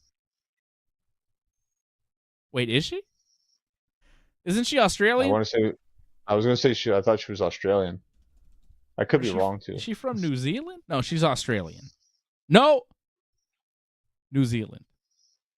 She's actually from New Zealand. But she's billed from Australia. Wrestled. They say she's from Australia because we can't tell the difference. But she is from New Zealand. So not British. Saraya is, though. Sorry, Christopsy. I just looked it up. Auckland, New Zealand is where she was born. But it's easy to get that one. Don't call New Zealanders Australians. I watched Flight of the Conchords. They did not like that shit. You watch Flight of the Conchords? It's another show you're not watching. We don't watch the same shit. You don't like weird comedy like I do. You never watched Flight of the Conchords? No. Those guys were fucking great. I think New Zealand, I think of Brett, Jermaine, Murray. Murray. I'm just thinking Jay White right now. Is he from New Zealand too? He's a Kiwi? Yeah. They're called Kiwis. Did you know that? I didn't know that. I learned that from Flight of the Conchords. Tremendous. Great show. Great songs. The music, man. You never watched Flight of the Conchords? You don't know those songs? You don't know those guys? No. Brett and Jermaine? Fuck. We don't watch the same shit at all, John. I don't understand what's going on. We watch wrestling, but that's where we intersect. Everything else, I'm like, have you seen this? You're like, nope. You tell me what you're watching, I'm like, I don't know. We watch totally different things. I saw a Ninja Turtles movie yesterday. I was just gonna say that. You got to give us your review of the Ninja Turtles movie. Oh, fuck, this is almost a 3-hour show at this point. We're gonna be a 3-hour show. We usually do I like to get it an hour and a half tops, sometimes 2 hours. We're approaching 3 hours, man. This is ridiculous. It's all your fault, too. Your fault. Well, you're asking me for a Ninja Turtles review now. I got to get into this? It was good. I liked it. It doesn't sound very reassuring, but okay. No, it was cool. The music was really good. A lot of 90s hip-hop.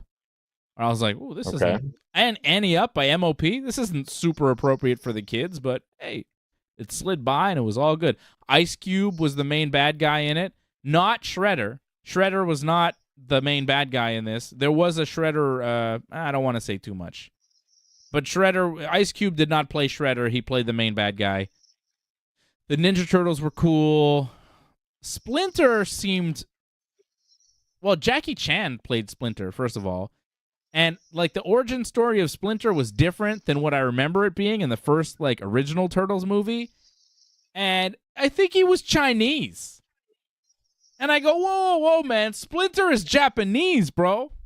He learned his fucking ninjutsu from being the pet rat of that Hiroku Saki or whatever the guy's name was, and he was watching him do his fucking ninja moves, and then one day the ooze spilled, and he became a fucking mutant, but he already knew the ninja shit because he watched his fucking master, who was his Japanese ninjutsu master.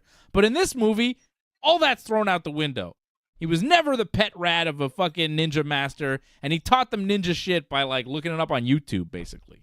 Which, hey, that's not how you learn martial arts, my friend. You got to be in it with a real teacher. You can't just learn shit off YouTube. There's shit you can pick up off YouTube, but you're not going to be a Ninja Turtles level martial artist by fucking learning shit in books. You got to really train with a master. Fucking ridiculous, man. I did not like that they changed up the origin story. And also, you can't make Splinter fucking Chinese. Splinter's Japanese, bro. It's part of the story. In fucking TMNT 3, they fucking go to Japan, man. They go back in time in Japan. It's a very Japanese-centric show. You can't make it Chinese. Well, clearly different turtles in this. Yeah. Not the same universe. Yeah, I guess it was different turtles. But I liked it. I thought it was cool. The kid with the podcast, Papa from The Shy, played Michelangelo. I thought that was cool. I like him. He's good in The Shy. You still with me? I'm still with you. I can hear you. I feel like my video just glitched out. No, I'm fine. Nothing happened on my end. Okay. I guess we're still good. All right. You're saying Michelangelo? Yeah, I mean, He it was wasn't good. a party dude? No, he was a little bit different, but he was good. I thought the movie was all right. But we got to wrap up because things are glitching and I got to go. We got to be back here tomorrow night anyways, right, for SummerSlam. So we will be back tomorrow night for SummerSlam. Right after SummerSlam, we'll be here. We'll do the damn thing, and we'll recap SummerSlam. That's about it. We're done, John. 3 hours, timeout. Let's talk about Nate Diaz, Jake Paul, why it's happening. We'll deal with that tomorrow night. We'll deal with Nate Diaz and Jake Paul and everything as it goes down. Tomorrow night, right after SummerSlam, join us here. Come right back. Thank you for joining us here tonight. Thank you to Ray Cruz and Angelo Contagones, especially Harold Schneider for dropping a super chat. You're the super chat leader of the night. Thank you, Harold, Leor as well. All the members of the team over at join.ringsidereport.net, join.ringsidereport.net. Support the channel. Go to join.ringsidereport.net. Like I said, Johnny and I will be back here tomorrow night, right after SummerSlam, on the Ringside Report Network. Don't leave yet, folks. Please listen to this short message on behalf of Dave, Johnny, Fred, and AJ, and the Ringside Report Network. Thank you all for joining us today for this live broadcast. But before we wrap up, we have an exciting opportunity for you, our loyal viewers. If you're a true fan of the ringside and octagon action and want to stay at the forefront of all things wrestling and MMA, then becoming a member of the Ringside Report Network is an absolute must. By signing up, you'll gain exclusive access to the best coverage, in-depth analysis, behind-the-scenes stories, and much more. You will also get priority access to call into our shows, including live UFC watch-alongs and pro wrestling pay-per-view post-shows. So hit that subscribe button, become a member, and never miss out on any of the heart-pounding moments again. Together, we'll journey into the world of sports entertainment like never before. The easiest way to become a member for only $5 per month is to sign up at membership.ringsidereport.net. Or if you prefer a YouTube channel membership, head to join.ringsidereport.net. If you enjoyed today's broadcast, please spread the word and tell your friends and share this episode. Thank you once again for joining us, and we can't wait to welcome you as part of our Ringside Report Network family. Until next time, stay passionate, stay connected, and keep enjoying the thrill of wrestling and MMA. Goodbye.